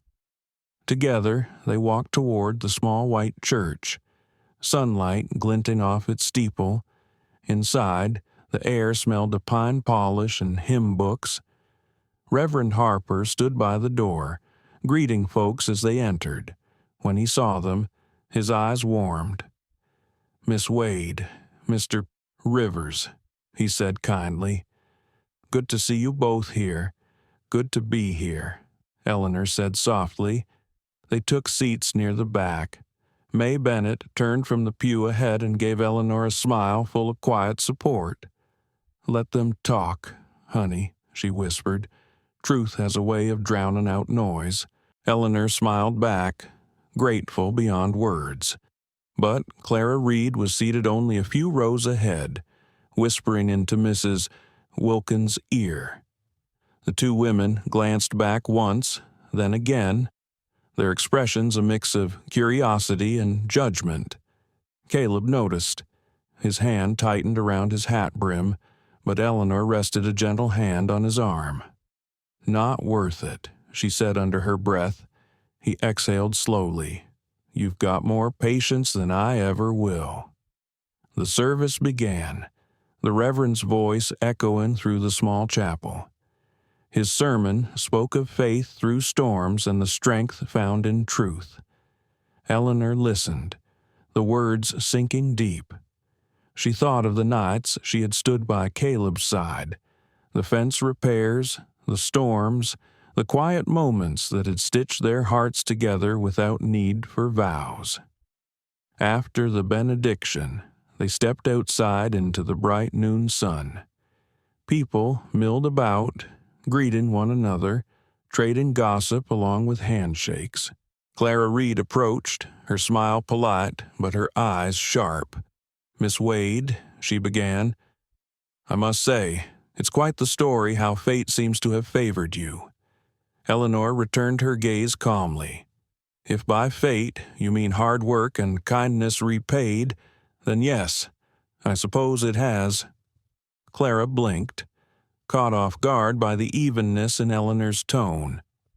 "Well," she said quickly, "folks can't help but wonder if Mr. Rivers plans to stay on at the ranch now that it's yours."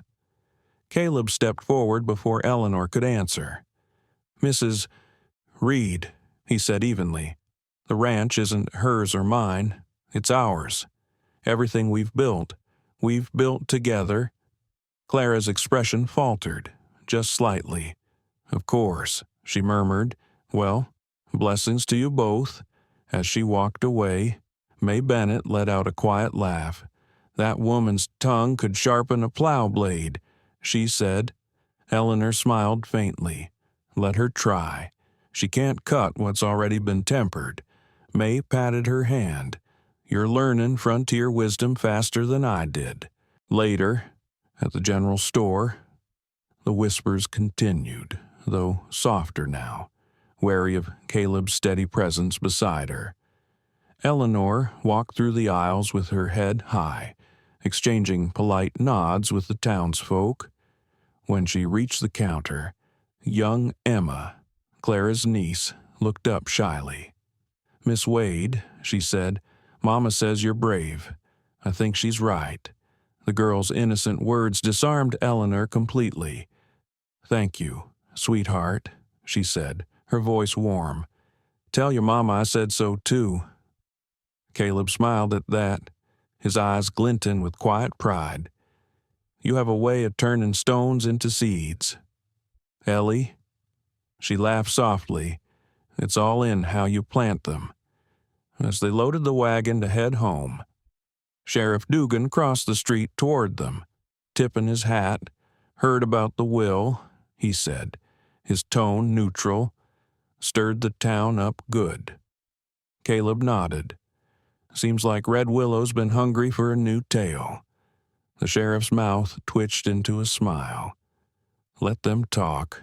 You've both done right by this place. That's more than most can say." "Thank you." "Sheriff," Eleanor said, "I'm learning words can't break what's built on truth." He nodded approvingly. "Well said, Miss Wade." The ride home was quiet. the wagon creaking beneath them. The fields stretched wide on either side, the light softening toward late afternoon. Caleb glanced at her as they crossed the ridge. "You handled today with more grace than I could have hoped for." She smiled gently. "You forget." "Caleb, I've had practice being the outsider. I learned long ago that belonging isn't given, it's earned." He looked at her, admiration in his eyes, "and you've earned every bit of it." The sun dipped lower, turning the valley gold. They rode in silence for a while, the horses steady beneath them. When they reached Cedar Bluff, the ranch looked peaceful, smoke curling from the chimney, the grass waving in the evening breeze. Eleanor climbed down from the wagon and turned to face the wide horizon. "It's strange," she said softly. "For so long, I thought love was something you waited for, but now I see it's something you build, one day at a time." Caleb stepped beside her. "And sometimes," he said, "you arrive a day late and find you're right on time." She looked up at him, eyes shining. "Right on time," she echoed. The moment stretched between them, quiet and full. The wind carried the scent of wildflowers from the meadow. The sun sank behind the ridge, bathing them in light. Inside, the evening chores waited, but neither moved right away. They stood together, hands brushing, hearts steady, two souls who had weathered judgment, loss, and fate, only to find peace in the simplest truth they had each other. As the first stars began to prick the sky, Eleanor turned toward the house.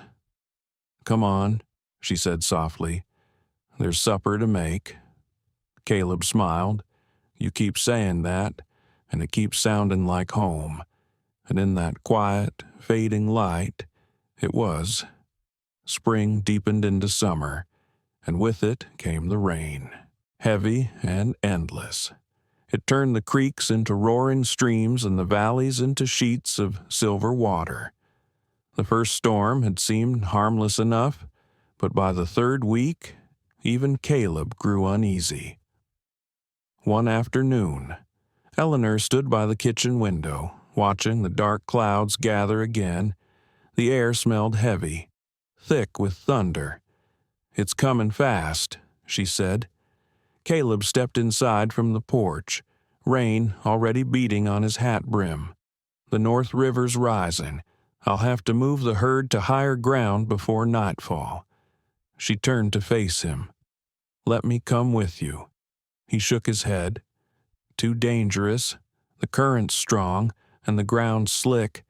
I need you here, in case it gets worse." "Caleb." He crossed to her and took her hands. "Ellie, please, I can't do my job if I'm worrying about you." His touch was warm, steady, and she saw the worry in his eyes, the same quiet fear she'd come to recognize whenever he thought of losing someone again. She nodded reluctantly. "Then promise me you'll be careful." He smiled faintly. "I'll come back before the lanterns burn low." She stood on the porch as he rode away, rain whipping his coat, his figure vanishing into the gray. The wind howled through the cottonwoods, bending them low. Hours passed. The rain didn't let up. It came in sheets, drumming against the windows, rattling the roof. Eleanor moved through the house, lighting lamps, checking for leaks. The clock ticked slow and loud in the silence. By nightfall, the river's roar could be heard even from the ranch yard. The sky flickered with distant lightning, turning the world white for a heartbeat before plunging it back into darkness. May Bennett had come earlier in the day, bringing bread and news from town, but Eleanor had sent her home before the storm worsened. Now she stood alone at the window, her heart tightening with every roll of thunder. She whispered to herself. He said he'd be back. Then, just as she turned to stoke the fire, a sharp knock sounded at the door. She rushed to open it and nearly gasped with relief. Caleb stood there, drenched, mud spattered up to his knees, eyes wide with urgency. "The lower pen's flooding," he said, breathless. "A few calves got caught behind the east gate. I need to get them out before the river takes it all." "I'm coming with you," she said immediately. He started to protest, but one look at her face told him it was useless. "All right, but you stay close to me." You hear the rain was cold and blinding. They waded through the pasture, water swirling around their boots. Lightning split the sky, followed by a deafening crack of thunder that made the cattle bellow in fear. "Over there," Eleanor shouted, pointing toward a cluster of small shapes pressed against the fence. The calves were trapped, the current rushing fast around them. Caleb moved first, cutting through the fence wire with his knife, his muscles straining. "Easy, girl," he murmured to one trembling calf as he pulled it free.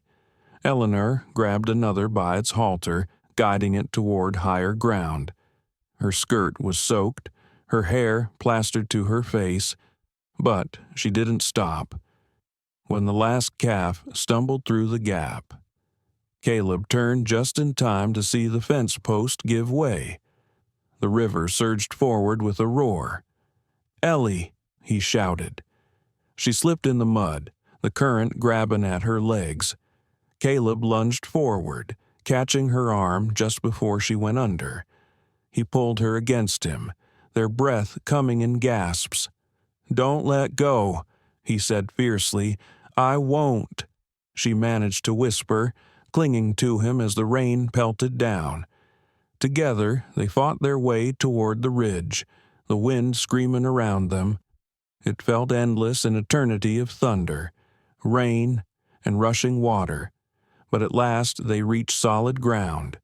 They collapsed beside a fallen tree, soaked and shaking, their hearts pounding. The river below had swallowed half the fence and most of the lower pasture. Caleb looked at her, his face pale in the lightning's glow. "You could have been swept away, and you could have lost those calves," she said, voice trembling but steady. "We saved them.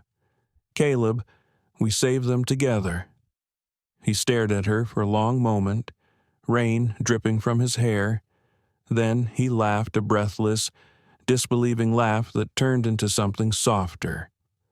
"You'll be the death of me, Eleanor Wade, or the life of you," she said quietly.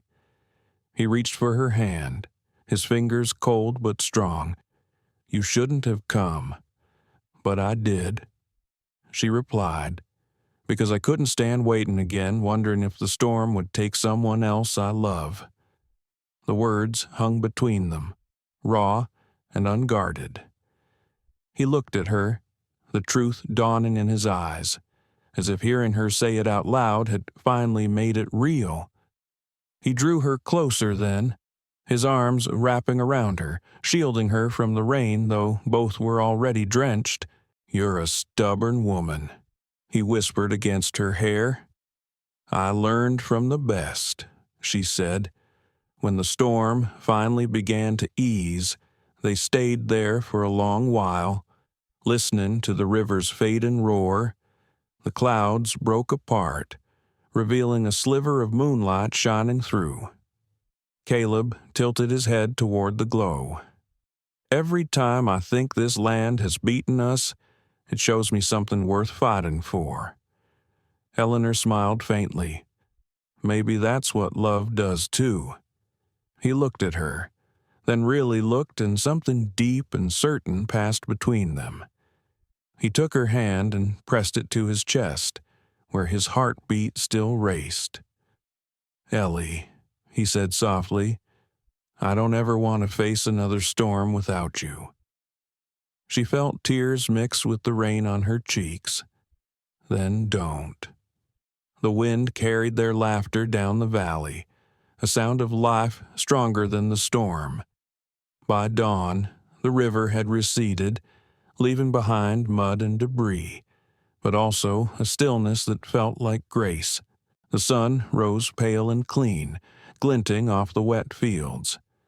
They stood side by side, watching the light spill across Cedar Bluff. Caleb turned to her. "When this land settles again, I want to build something new, a house on the ridge, for both of us." Eleanor's breath caught. "Are you asking what I think you're asking?" He smiled, tired, hopeful, utterly sincere. "I reckon I am." She laughed softly, shaking her head. "You pick the strangest moments." Caleb Rivers. He reached for her hand, only because I nearly lost the chance to ask. She squeezed his fingers. "Then yes, I'll build it with you." The sun rose higher, spreading warmth across the soaked earth. The river whispered below, quiet now, like a promise kept. And on that ridge, amid the wreckage and renewal of the storm, their future began, two hearts tempered by the wild, steady as the land they'd chosen to call home. The days that followed the flood were long, but full of quiet joy. The valley was still damp, the earth soft beneath their boots, and everywhere new grass was pushing through. It was as if the land itself had decided to start over just like them. Eleanor stood on the ridge where the ground rose high above the river. The view stretched for miles, all the way to the silver line of the mountains. Caleb had chosen this spot for their new home. "What do you think?" he asked, standing beside her, his hat in hand. She smiled, the wind tugging at her hair. "It feels like the world begins right here."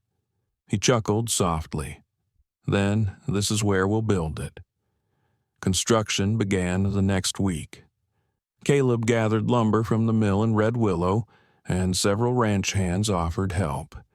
Even Sheriff Dugan came by on his day off, hammer in hand, while May Bennett brought baskets of food and laughter to keep everyone working past sundown. Eleanor worked alongside them, her sleeves rolled up, hair tied back with a strip of calico. She hauled nails, steadied beams, and learned the rhythm of building sweat and sun, laughter and sawdust. One evening, after the men had gone, Caleb stood with her by the half-finished frame. The sunset painted the boards in gold, turning the rough wood into something sacred. He looked around quietly.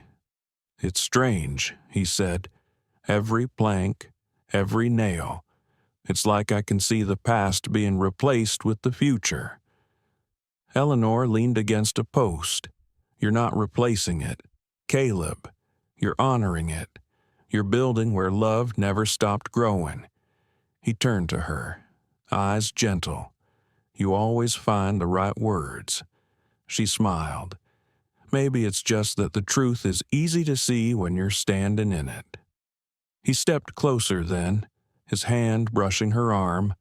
The touch was brief but filled with promise. By midsummer, the house began to take shape. The walls stood tall, the porch faced the sunrise, and the first window frames were set. When May saw it, she clasped her hands in delight. "Well, would you look at that?" she said. "A home fit for two hearts that refuse to quit." Eleanor laughed, her cheeks flushed with pride. "It's not finished yet, but I can already see it in my mind, the fire, the curtains, a garden out back." May smiled knowingly. "And maybe a cradle by that fire someday," Eleanor blushed. "You've been talking to Caleb, haven't you? Only enough to know he's dreaming the same dream," May said with a wink. That night, as the crickets sang outside, Eleanor and Caleb sat by the small campfire near the ridge. The stars stretched endlessly overhead, and the river below shimmered in the moonlight. Caleb poked at the fire with a stick, his expression thoughtful. "You know, when I buried my family years ago, I thought love was a thing that only burned once. I was wrong." Eleanor looked up from the flame. It's not the kind of fire that dies. Caleb, it just changes what it warms." He smiled faintly. "You've taught me that. You've taught me a lot of things I didn't know I'd forgotten." She reached over, her fingers brushing his. "And you've shown me what it means to stay, to stand steady even when the world shakes." The wind carried the scent of pine and wildflowers, soft and clean. For a moment, they said nothing more. Words weren't needed, but the peace of that night didn't last long. The next morning, a rider from Red Willow arrived with troubling news. A developer from Denver, Marcus Bellamy, had filed a claim, saying part of Cedar Bluff's land once belonged to the Avery family before Thomas's death. Caleb's jaw tightened as he read the paper. "He's wrong," he said. "I paid off every debt Tom left. This land's been worked and kept by our hands." Eleanor's stomach turned cold. "Can he take it from us?"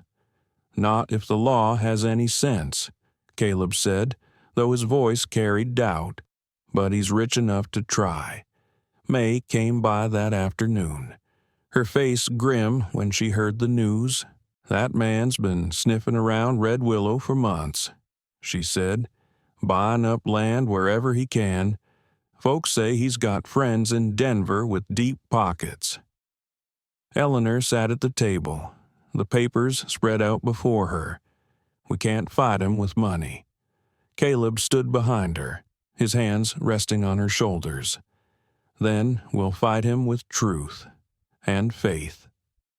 Sheriff Dugan arrived the next morning to review the documents. "Legally, you've got the right to this land," he said. "Thomas's will is solid, but Bellamy's got influence, and that can twist truth if you're not careful." Eleanor met his gaze. "Then we'll stand before him ourselves. Let him see who this land belongs to." 2 days later, Bellamy came riding in well-dressed, confident, the kind of man who thought the world should part when he passed. His boots were polished, his smile cold. "So, this is Cedar Bluff," he said, glancing around. "A fine stretch of land for a pair of dreamers." Caleb's eyes hardened. Dreamers built it. Hard work keeps it standing. Bellamy dismounted, ignoring the edge in his tone. "I've come for a fair discussion. Mr. Rivers, the Avery claim gives me rights to half this property. I'm willing to buy you out and save everyone trouble." Eleanor stepped forward, chin high. "You can't buy what doesn't belong to you." Bellamy looked at her with a faint smirk. "And you must be Miss Wade, the woman the will favors. Interesting how fortune falls into soft hands." Caleb moved slightly, placing himself between them. "You'll speak to her with respect, or not at all." For a moment, the only sound was the wind rustling through the tall grass. Bellamy's eyes narrowed. "You've got spirit. I'll give you that. But spirit won't hold up in court." Eleanor met his gaze without flinching. "Neither will greed." The man's smile faltered. He tipped his hat mockingly and turned toward his horse. "Think it over. I'll be back in a week, and I'll expect an answer." When he rode away, the dust he left behind hung in the air like smoke. Caleb turned to Eleanor, his face shadowed with worry. "This won't be easy." She reached for his hand. "We didn't come this far for easy." That night, they stood together on the ridge, looking down at the half-built house and the land that stretched around it. The fields glowed under the moonlight, as if the earth itself was listening. Eleanor's voice was quiet but steady. "Whatever comes, we stand together." Caleb nodded, "Together." And as the wind swept through the grass and the river murmured below, the promise between them deepened not just of love, but of defiance, faith, and the home they would defend, no matter the cost. The days leading up to Marcus Bellamy's return were restless. The sound of hammers on wood filled the air as Caleb and Eleanor worked tirelessly to finish the frame of the Ridge house. But even as the boards rose, so did a quiet tension that neither could shake. By the fifth morning, the horizon shimmered with heat. The grass was tall again, the river low, but the unease in the air was heavy enough to taste. Caleb stood by the corral, sharpening a post driver when Eleanor approached with 2 mugs of coffee. "You haven't slept much," she said gently. He took the mug and smiled faintly. "Neither have you." She followed his gaze toward the ridge where the new house stood, sunlight catching on the pale boards. "Do you think he'll really come back?" "Oh, he'll come," Caleb said, his tone steady. "Men like Bellamy don't walk away until they've either won or been beaten." Eleanor's expression hardened. "Then we'd best make sure it's the latter." Before he could answer, a cloud of dust appeared along the road from Red Willow. Caleb set down his mug, jaw tightening. That'll be him. A moment later, Marcus Bellamy rode up the path, flanked by 2 men in clean vests and polished boots, the kind who looked like they'd never spent a day outside a saloon. His smile was all charm and condescension. "Mornin', Mr. Rivers," he called, dismounting smoothly. "Miss Wade." Eleanor met his gaze squarely. "Mr. Bellamy." He dusted off his gloves. "I trust you've had time to think over my offer." Caleb stepped forward, arms folded. "We've done more than think. We've decided." Bellamy's eyes glinted, and Eleanor's voice was calm but firm. "You can keep your offer. Cedar Bluff isn't for sale." The developer's smile faltered, though he quickly recovered. "You might want to reconsider. The Avery claim gives me rights to a portion of this land. I have papers and influence. You have sentiment." Caleb's gaze hardened. "We have law and the sheriff." As if summoned, Sheriff Dugan appeared from the trail, his horse kicking up dust behind him. "That's right," he said, dismounting. "And I've already seen the Avery will myself. It's legal and binding. This land belongs to Miss Wade and, by extension, Mr. Rivers." Bellamy's eyes flicked to him, irritation showing through his polished veneer. "You'll forgive me, Sheriff, but men in your position tend to interpret law as it suits their neighbors." Dugan's tone stayed level. "You'll forgive me, Mr. Bellamy, but men in your position tend to think they can buy justice." The tension hung thick. One of Bellamy's men shifted uneasily, his hand brushing the butt of his revolver. Caleb noticed, his posture sharpening, though he didn't move. "Easy," Caleb said quietly. "We're all civil men here."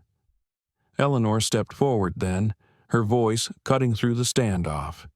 "Mr. Bellamy, this land was built on more than deeds and paper. It was built on sweat, on loss, on love. You might buy fields and fences, but you can't buy what roots itself in the heart." Bellamy tilted his head slightly. "A fine speech, Miss Wade, but I deal in what's real, not what's poetic. Perhaps you should have stayed in Ohio, where words mean more than dirt." Caleb's jaw tightened. "You'll watch your tongue." The developer's smirk returned. "Or what?" "Mr. Rivers. You'll teach me a rancher's manners." Eleanor touched Caleb's arm, grounding him before anger could spark into something worse. "We have nothing more to say," she said firmly. "You've made your intentions clear. Now leave this land." Bellamy's smile thinned. "You'll regret this, maybe," Caleb replied, "but not today." The silence stretched until finally Bellamy turned, mounting his horse with stiff movements. "You've made an enemy," he warned, "and I don't lose easily." As he rode off, his men followed, their faces pale and uncertain. Sheriff Dugan watched them disappear into the distance. "He's dangerous," he said. "Best be ready for anything." Caleb nodded. "We will be." The sheriff tipped his hat to Eleanor. "You stood tall today, Miss Wade. Proud to call you part of this town." "Thank you," she said quietly. When he left, the silence returned, broken only by the wind moving through the grass. Eleanor looked at Caleb. "He won't give up." "No," he said, "but neither will we." That night, the two of them sat by the fire inside the cabin, the soft crackle of wood filling the space. The tension of the day lingered like smoke. Eleanor stirred the embers with the poker. "I keep thinking of Thomas," she said, "how he trusted you, how he wanted this land to be loved." Caleb looked at her, his face half lit by the firelight. "He'd be proud of you, Ellie. You've done exactly what he hoped someone would give this place a soul." Her throat tightened. "And you've given it a heart." He smiled faintly. "Guess we make a fair pair." Then, outside, a coyote's howl echoed across the hills. Eleanor moved closer, resting her head on his shoulder. He wrapped an arm around her, holding her as the flames flickered low, but neither slept easily that night. Somewhere in the back of both their minds lay the same thought that Marcus Bellamy wasn't done. At dawn, Caleb woke to the sound of hooves. He stepped onto the porch, rifle in hand. The sky was streaked pink and gold, the air sharp with morning chill. Down by the river, he saw movement, 3 men, Bellamy's, walking the fence line with notebooks in hand. Eleanor appeared beside him, her shawl wrapped tight. He sent them already. He nodded grimly. Surveyors. He's trying to draw his own boundaries. She stared out across the field, anger and disbelief in her eyes. "This is our home." Caleb lowered his rifle. "Then we'll defend it, not with bullets, but with truth." He looked at her, and in that moment, something in him steadied something fierce and certain. "Ellie," he said quietly, "I meant every word I told you by the river. Whatever storm comes, we face it together." She reached for his hand, "And we'll weather it, like all the others."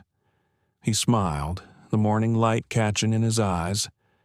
"Then let's start by showing him this land won't bow to money or pride." Eleanor nodded. "Let him see that Cedar Bluff stands for something stronger." As the sun rose higher, they walked down to the fields side by side. Bellamy's men looked up, uneasy under their gaze. Caleb stopped a few yards away. "You can tell your boss the answer's still no. This land stays with those who've earned it."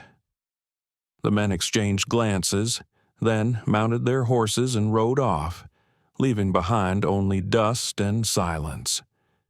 Eleanor turned to Caleb. "He'll come back again. Then we'll be ready," he said. And together they stood, facing the morning light breaking over Cedar Bluff, the land gleaming gold and alive beneath their feet, proof that some things, once claimed by love and courage, could never truly be taken. The next few days passed in uneasy calm. Marcus Bellamy had gone silent. But silence from a man like him was never peace, it was plotting. Caleb knew it. Eleanor felt it. Even the horses seemed restless, their ears flicking at every sound. One evening, as twilight fell over Cedar Bluff, the wind changed. It came hot and dry from the south, carrying a scent that made Caleb's stomach twist smoke. He was in the barn, checking the tack, when Eleanor came running from the porch. "Caleb, do you smell it?" He was already moving. "Stay inside," he shouted. but she was at his heels before he reached the ridge. From the rise above the pasture, they saw it a line of fire, low and orange, creeping fast through the dry grass on the far side of the creek. "Sweet Lord," Eleanor whispered. "It's heading straight for the stables." Caleb's face went pale. "It's no accident. He's burning us out." The words tasted like iron. He turned and ran back toward the ranch, shouting orders. Get the water barrels, wet the roofs, drive the horses to the north field. Eleanor didn't hesitate.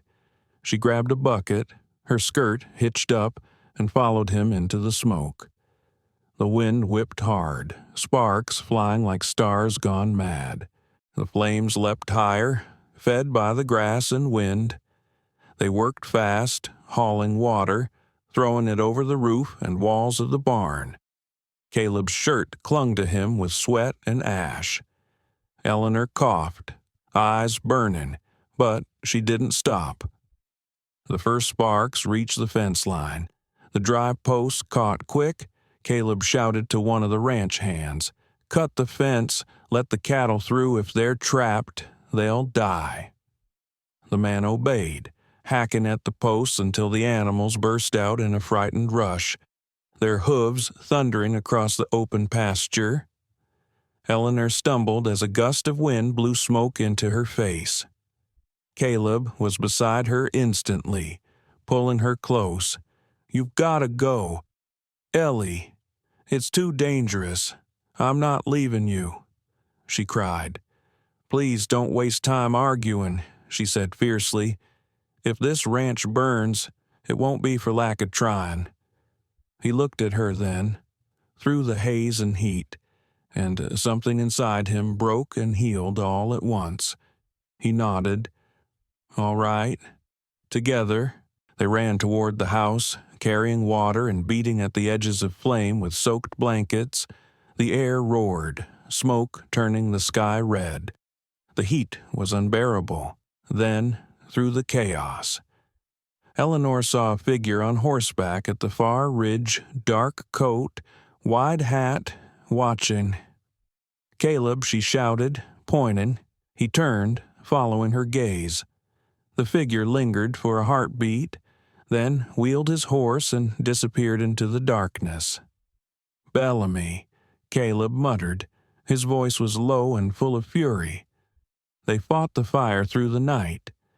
May arrived before dawn with half the town behind her buckets, shovels, anything that could carry water. Even Clara Reed, her face streaked with soot, came running. By sunrise, the flames had finally been beaten back. The south pasture was scorched black, the old fence gone, but the house and barn still stood. Smoke drifted like ghosts through the dawn. Eleanor leaned against the porch rail, her dress torn, her arms trembling. Caleb came up behind her, his face streaked with ash. "You did it," he said quietly. "We did it," she corrected.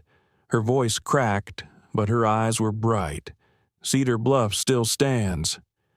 May stepped up, wrapping an arm around Eleanor's shoulders. "The Lord tests the ones worth keeping," she said softly, "and you two have been tested plenty." Caleb looked toward the ridge, his jaws set. "This isn't over. Bellamy's going to pay for what he's done." Sheriff Dugan rode up not long after. His horse splattered with mud. He dismounted quickly, taking in the blackened field. "He said it, didn't he?" Caleb nodded. "I saw him or someone working for him. He meant to burn us out." The sheriff's face hardened. "Then he's crossed a line.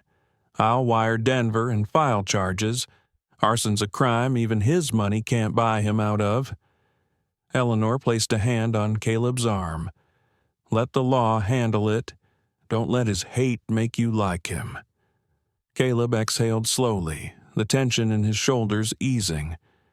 "You're right, but I swear, Ellie, I'll see him answer for this." Later that morning, as the townsfolk headed home. May lingered behind. She handed Eleanor a small wooden cross. "From Reverend Harper," she said. "He asked me to tell you where there's ash. There's always room for something new to grow."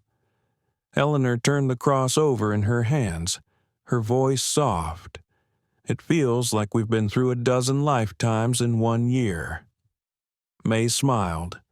"That's the frontier for you. It makes you old before your time and stronger than you ever thought you could be." When May left, Caleb joined Eleanor by the burned fence line.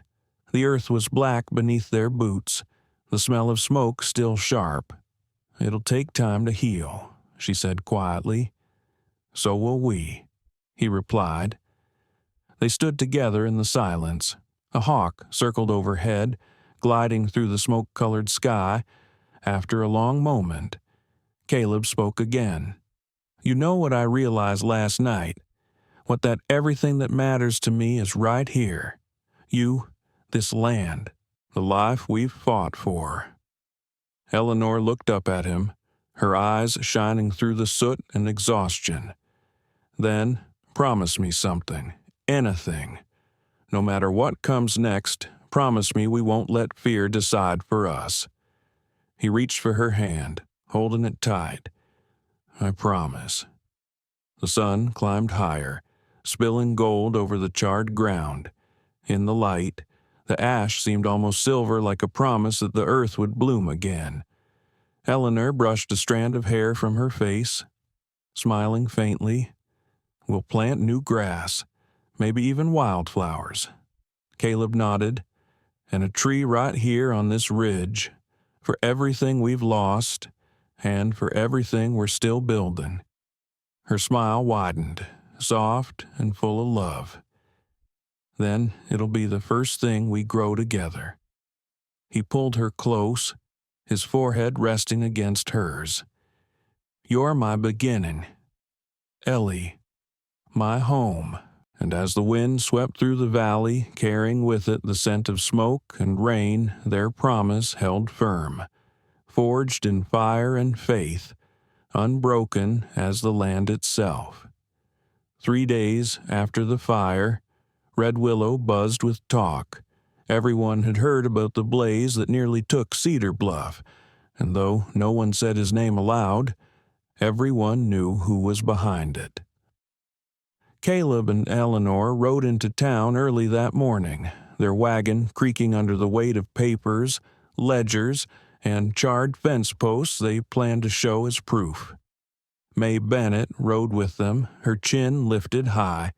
"You're doing right, taking this to the sheriff," she said, her voice steady despite the tension in the air.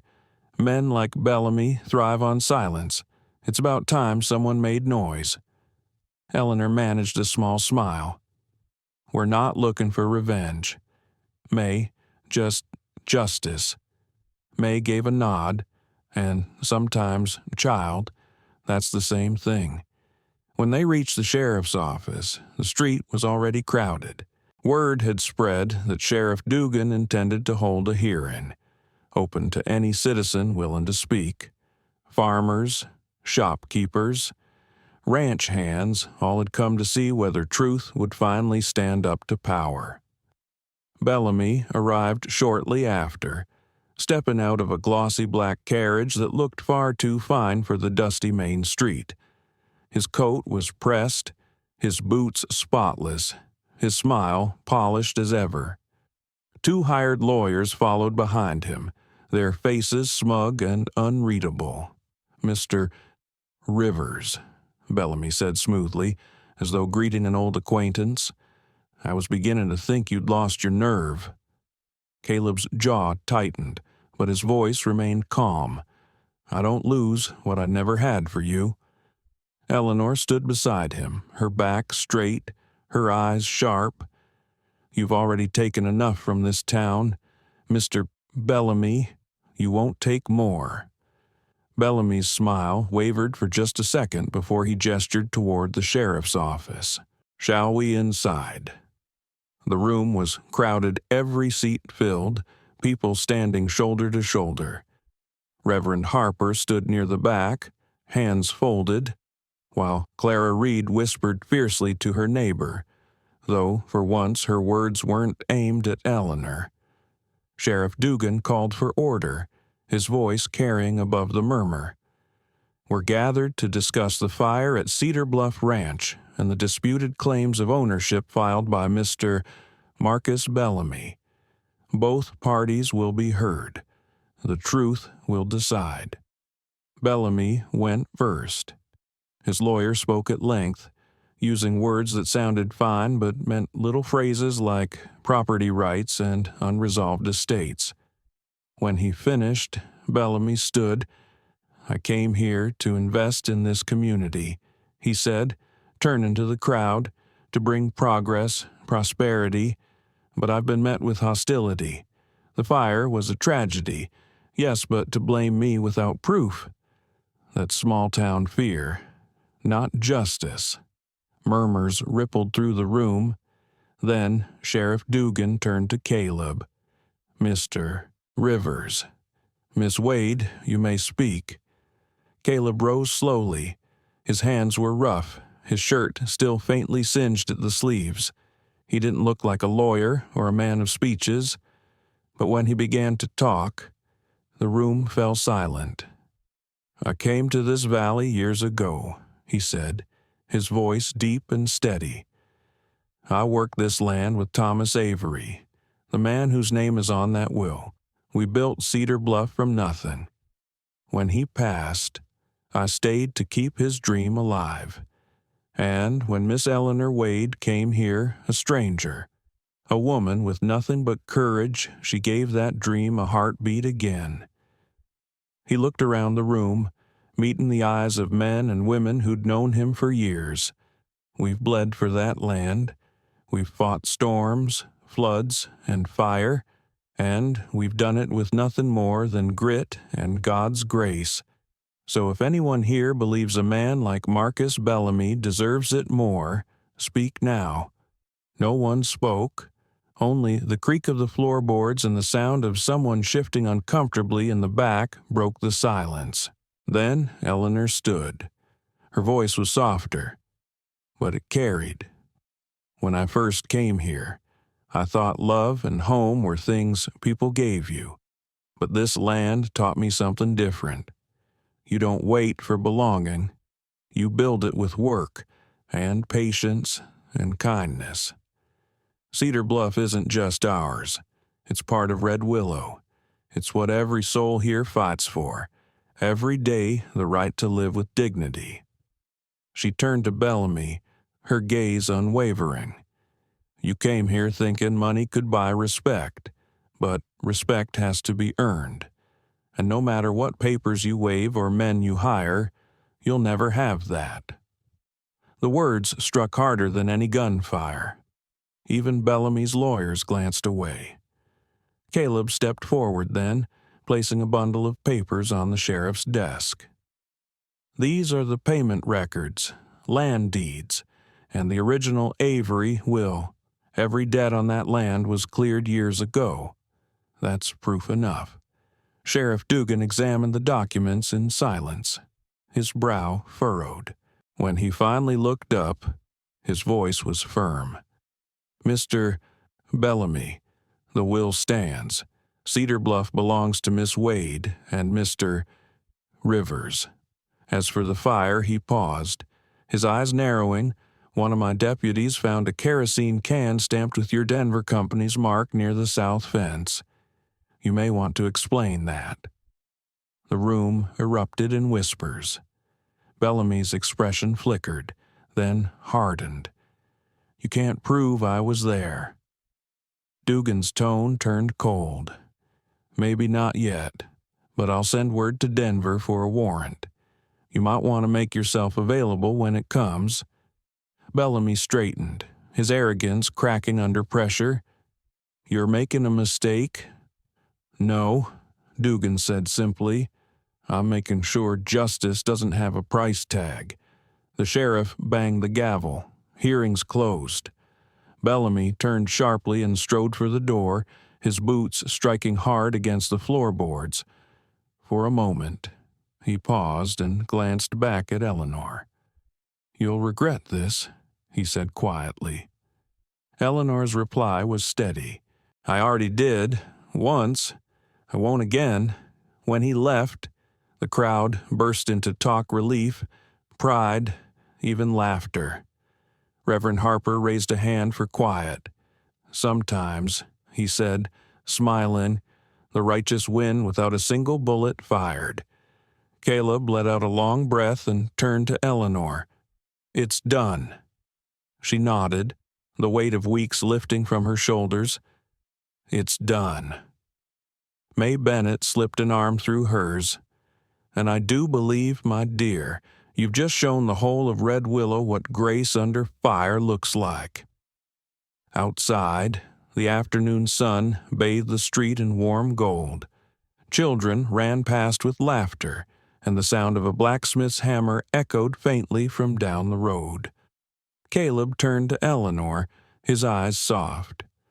"You did good in there, so did you," she said, smiling, "though I think the sheriff might have stolen the show."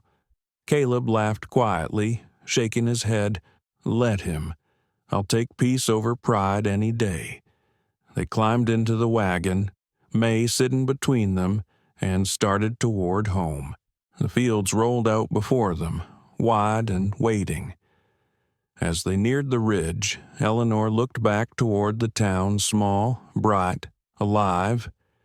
"Do you think he'll come back?" Caleb's hand found hers. "If he does, he won't find what he's looking for. Some battles don't end in fire. Ellie, they end when the truth finally stands tall enough to cast a shadow."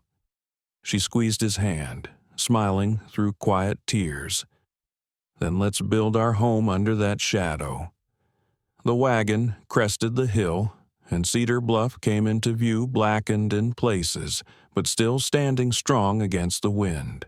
The river sparkled below, the ridge house waiting to be finished, and for the first time in months, the horizon looked wide open again. Autumn settled over Red Willow with a gentleness that felt like forgiveness. The air was cooler now, the grass tinged gold, and the sound of the river had softened to a murmur. For the first time in months, Cedar Bluff was still. Eleanor stood on the ridge, her skirts brushing against the tall grass, watching as Caleb and two ranch hands raised the final beam on what would soon be their home. The house had risen slowly, plank by plank, in the very spot where they'd once dreamed it. The scent of pine and fresh-cut lumber filled the air. When the last nail was driven, Caleb looked down from the roof frame and called, "All right, Miss Wade, tell me what you think now." She shaded her eyes, smiling up at him. "I think it looks like a promise kept." He grinned. "Then I'd say it's the finest thing I've ever built." By evening, the ridge was quiet again. The men had gone home, and a fire crackled in a circle of stones. Eleanor ladled stew into tin bowls while Caleb poured coffee from the pot. The stars stretched wide above them, their light falling soft across the half-finished house. Caleb took a slow breath, as if letting the peace soak into him. "Feels strange," he said. "After everything we fought, to sit here and just breathe." Eleanor handed him his bowl. "Strange is good sometimes. It means life is giving you a chance to start over." He nodded, eyes thoughtful. "You think we really can?" She smiled. "I don't think. I know." They ate in silence for a while, listening to the coyotes calling in the distance. When they finished, Caleb leaned back on his hands and looked toward the horizon. "You know, I keep thinking about that night by the fire, when we thought the ranch was lost. You said you wouldn't let fear decide for us." "I meant it," she said. He turned to her. "And you've lived it, every day since." Her cheeks warmed under his gaze. "I only did what anyone would do." He shook his head gently. No, most people would have given up long before now. You're the reason this place still stands. Eleanor looked down at her hands, calloused now from months of work. We both built it. Caleb, together. You gave me something worth fighting for. He studied her face for a long moment before saying softly, You gave me back my life. The words caught her breath. The firelight flickered between them, golden and tender. She reached out, her hand brushing his. Then maybe we saved each other. He smiled, that small, quiet smile she'd come to love. Reckon that's about right. The wind shifted, carrying the scent of pine from the hills. Caleb glanced toward the house. I want you to see something. He stood and walked toward the porch steps, motioning for her to follow. From inside his coat, he pulled out a small wooden box. The lid was worn smooth, the kind a man might have carried for years. Eleanor looked at it curiously. What's that? He opened it and lifted out a simple gold ring. The metal gleamed softly in the firelight. It was my mother's, he said quietly. She wore it through every hard season my family ever saw. When she passed, she told me to give it to the woman who could make my heart steady again. Eleanor felt tears rise, hot and fast. Caleb. He took her hand gently. Ellie Wade. I don't have fine words or fancy ways, but I've got a heart that's yours, and a home I want to build around it. Will you marry me for a moment? She couldn't speak. The wind moved through the grass like a whisper, and the firelight shimmered between them. Then she nodded, a tear slipping down her cheek. Yes, she whispered. Yes, I will. He slid the ring onto her finger, his hand trembling slightly. Then he drew her close, his forehead resting against hers. Neither spoke. They didn't need to. The promise between them was quiet, but unbreakable. The next morning, the news spread through Red Willow like sunlight through clouds. May Bennett was the first to arrive at the ranch, carrying a basket of preserves and a hug that nearly knocked Eleanor off her feet. I knew it, she declared. I told Reverend Harper we'd best keep that chapel ready. Caleb chuckled. Seems you were right. May? Of course I was, she said with mock indignation. Now, don't you two go thinking you can just slip away for a wedding without half the town watching. Eleanor laughed. Something tells me there's no avoiding that. By afternoon, the whole valley seemed to stir with energy. Clara Reed stopped by with bolts of fabric, pretending she only wanted to sell them, but her eyes sparkled as she asked Eleanor what color she liked best. Cream. Eleanor said shyly, something simple. Clara nodded, her smile softening. Simple suits you? The wedding was set for 2 weeks later, before the first frost. The town offered to help, and soon everyone from Red Willow to the farthest ranch in the valley had a hand in the preparations. Caleb spent the days finishing the ridge house, laying the floorboards, fitting the windows, sanding the porch rail. At night, he and Eleanor sat together under the stars, talking about what came next. She wanted a small garden by the kitchen window. He promised to build a swing under the oak near the stream. They spoke of laughter, of children, of years that would come quietly and fully, like spring after a long winter. On the night before their wedding, the air was cool and clear. The house on the ridge stood ready, its windows glowing with lantern light.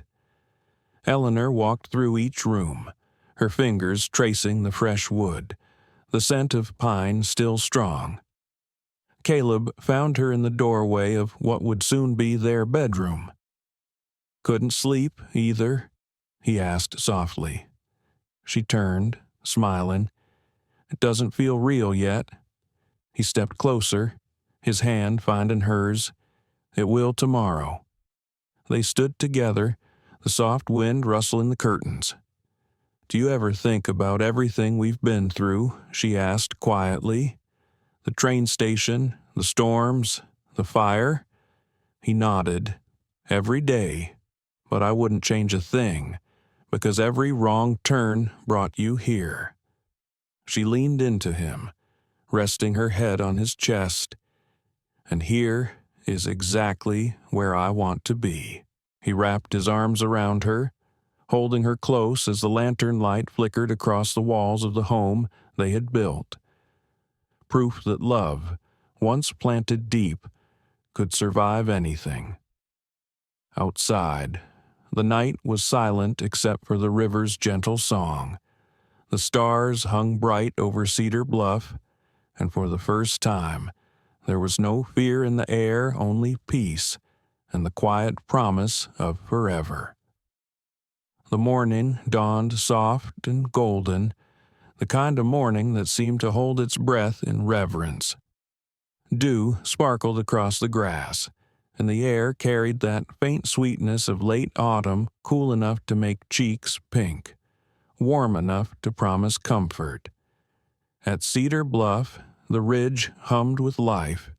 Friends and neighbors bustled about, hanging ribbons between the cottonwood trees and setting out chairs borrowed from every porch and red willow. A string of wildflowers, white daisies, and pale blue lupine wound around the posts of the half-finished porch. Eleanor stood inside the cabin, her heart fluttering like a bird.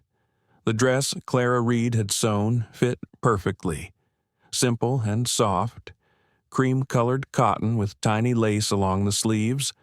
May was behind her, fixing a small sprig of lavender in her hair. "There," May said, stepping back. "You look like the kind of woman stories are written about." Eleanor laughed nervously. "I'm not sure about stories. I just want this day to feel real." May smiled. "It's as real as it gets, sweetheart. You earned every bit of it." From outside came the sound of music, a fiddle, slow and sweet, the tune rolling through the air like sunlight. The townsfolk had begun to gather. Eleanor looked out the window and saw them, the Bennetts from the South Ranch, the Wilkins family, Clara Reed with her young niece Emma holding a basket of petals. Even Sheriff Dugan stood by the cottonwoods, his hat in his hands, his usually stern face softened by a smile. Then her eyes found Caleb. He was at the ridge's edge, greeting folks with quiet warmth. His coat was clean, his hair brushed back, though a stray lock still refused to behave. He looked up once, almost as if he felt her watching, and when their eyes met, she forgot to breathe. May touched her arm gently. Time to go. Outside, the fiddle changed to a slower tune. Reverend Harper took his place beneath the cottonwoods, the Bible open in his wrinkled hands. As Eleanor stepped through the door, the crowd turned. A hush fell over the ridge, broken only by the wind rustling the leaves. She walked down the short path toward Caleb, her steps measured but sure. Each face she passed glowed with something between pride and tenderness. Children waved wildflower stems. May dabbed her eyes. Caleb met her halfway, his hand steady as it reached for hers. "You came," he said softly, his voice thick with emotion. She smiled through tears. "I almost didn't believe it was real." "It's as real as you and me," he said. And the way he looked at her like she was both home and horizon made her heart tremble. Reverend Harper cleared his throat gently, his voice carrying over the hush. "We gather today under God's sky, among friends and family, to witness the joining of two souls who have walked through trial and come to rest in grace." The words flowed slow and certain, touching everyone who listened. The wind moved through the cottonwoods, scattering golden leaves that fell like blessings. When it came time for their vows, Caleb took her hands in his rough ones and began, voice low but sure. Eleanor Wade, you came into my life when I didn't believe a heart could heal. You brought light to dark days, laughter to empty rooms, and hope to a man who'd stopped looking for it. I promise you every dawn I'm given, every bit of strength these hands still have, and a love that'll last longer than this land. There wasn't a dry eye among the guests. Eleanor swallowed hard, her fingers trembling slightly as she spoke. Caleb Rivers, you were the first man who ever looked at me and saw not what I'd lost, but who I was. You've given me a home, not just in this valley, but in your heart. I promise to walk beside you through every season when the fields bloom, and when the storms come, and to love you not for what we build, but for the man you already are. The Reverend smiled, closing his Bible. Then, by the grace of God and the witness of this good land, I now pronounce you husband and wife. Caleb leaned forward, his hand gentle at the back of her neck, and kissed her. It was soft, unhurried, the kind of kiss that said everything words couldn't. The crowd erupted in cheers and applause, laughter rippling through the air. May clapped her hands together, laughing through tears. About time even Clara Reed wiped her eyes, muttering to no one in particular, "Well, I suppose some love stories do end well after all." After the ceremony, everyone gathered by the riverbank for food and music. The tables were lined with cornbread, roasted chicken, jars of honey, and May's famous apple pie. The sun dipped low, painting the sky in gold and rose. Caleb danced with Eleanor beneath the cottonwoods, the fiddle quickening its tune. His hand rested at her waist, her laughter rising above the music. Around them, people clapped and sang, their voices blending with the rustle of leaves. When the music slowed, Caleb guided her to the edge of the ridge. Below them, the river shimmered like liquid silver, winding through the valley they called home. "Do you remember," he said quietly, "the first night you stood here? When the storm rolled in," she smiled. "I remember being scared." And now she looked out at the land, the people still laughing by the firelight, the half-built house standing proud against the horizon. "Now I feel like I've been here all my life." Caleb took her hand, his thumb brushing the ring on her finger. "That's how I want it to feel. Always." Behind them, May's voice called out, "You two lovebirds planning to stay up there all night? There's pie still warm." Eleanor laughed, and Caleb grinned. "She'll never let us have a quiet moment." "That's how family is," Eleanor said softly. "No quiet, just love." As the stars rose one by one, they walked back toward the lights and laughter, their hands entwined, hearts full. Later that night, after the last guest had gone and the fire had burned low, Caleb and Eleanor sat on the porch of their new home. The lantern flickered beside them, throwing golden light across the fresh boards. The valley lay silent, save for the soft hum of crickets and the distant flow of the river. Eleanor rested her head on his shoulder. "It's strange," she whispered. "All my life, I thought I'd have to travel far to find a place that felt like home." Caleb turned, pressing a kiss to her hair, and it turns out home found me instead." He smiled, pulling her closer. Right on time, and beneath the wide western sky, with the cottonwoods whispering above them, they sat together, husband and wife, dreamers and builders of a life that had survived fire, fear, and fate itself. The first snow came early that year. By late November, the ridge was wrapped in a white hush, the kind that made even the air seem softer. The cottonwoods stood bare now, their branches etched against a silver sky, and smoke curled gently from the chimney of the new house at Cedar Bluff. Inside, the fire glowed warm in the stone hearth. Eleanor sat by the window, a quilt over her knees, her hands busy with a bit of mending. Outside, Caleb worked with the horses, his breath fogging in the cold. Each time she looked up, she could see him moving through the snow, steady and sure, his dark coat dusted white. When he came in, stomping the cold from his boots, she smiled. "You've been out there half the morning. Those horses will think you love them more than me." He grinned, kneeling by the fire to thaw his hands. "They don't talk back when I tell them what to do." She laughed softly. "That's because you haven't tried asking me properly." He turned, eyes full of that playful warmth she'd come to know so well. "Then I'll start now. Mrs.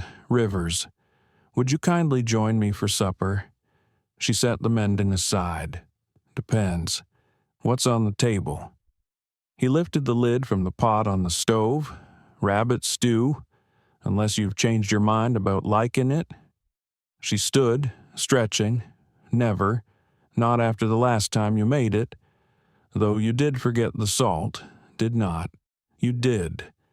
He shook his head. "And here I thought marriage would make me wiser." "Give it another few years," she teased, kissing him lightly as she passed to fetch the bowls. They ate by the fire, listening to the quiet tick of snow against the window. It was the kind of evening Eleanor had once only dreamed about, simple, steady, filled with laughter that felt like home.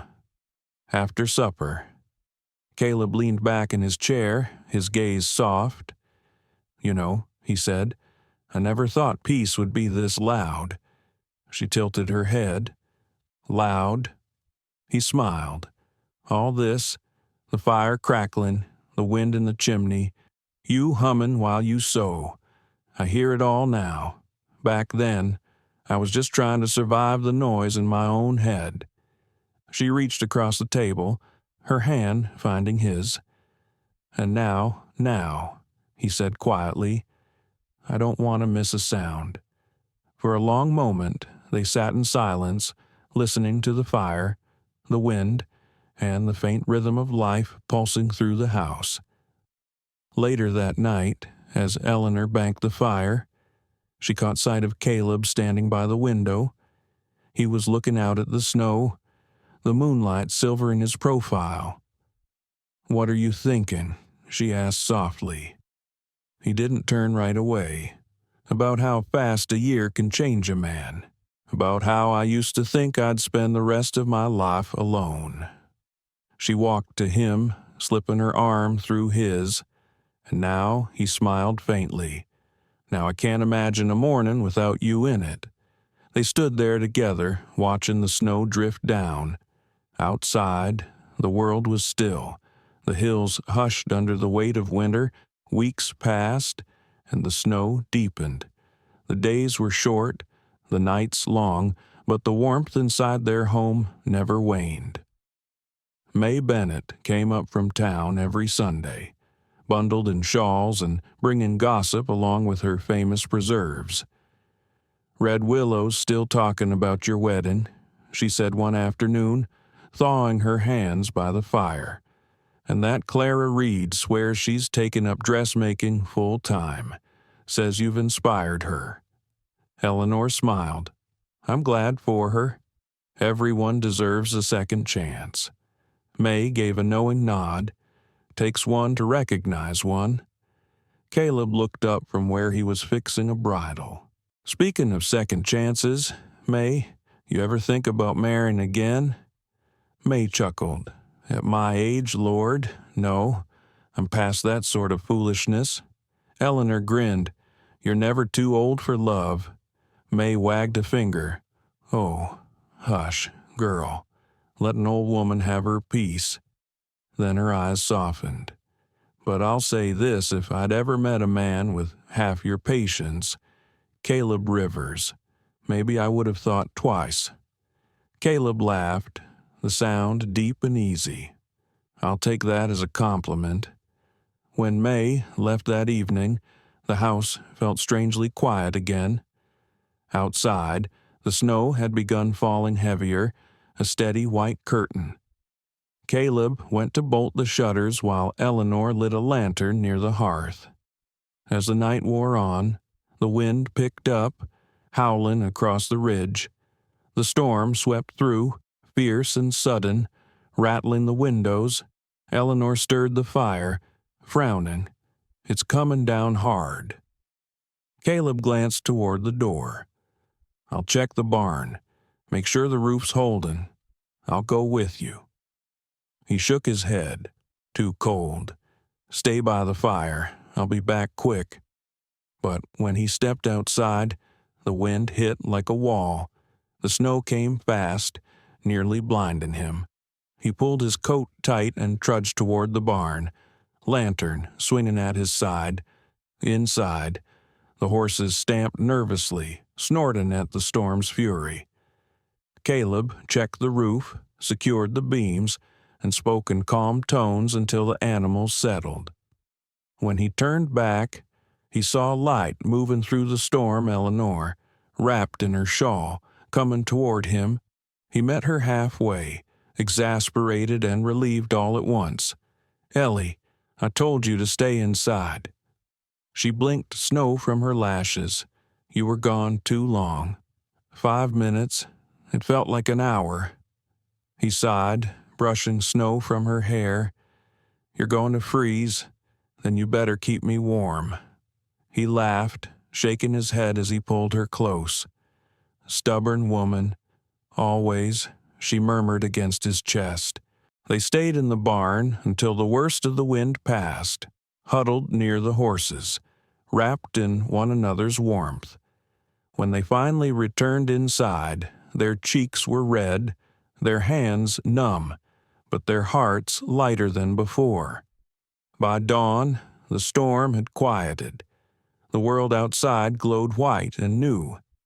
The first light of day broke over the ridge, spilling gold across the snow. Eleanor stood at the window, her hand resting on the pane. "It's beautiful," she whispered. Caleb came up behind her, wrapping his arms around her waist. "Looks like a new start." She leaned back into him.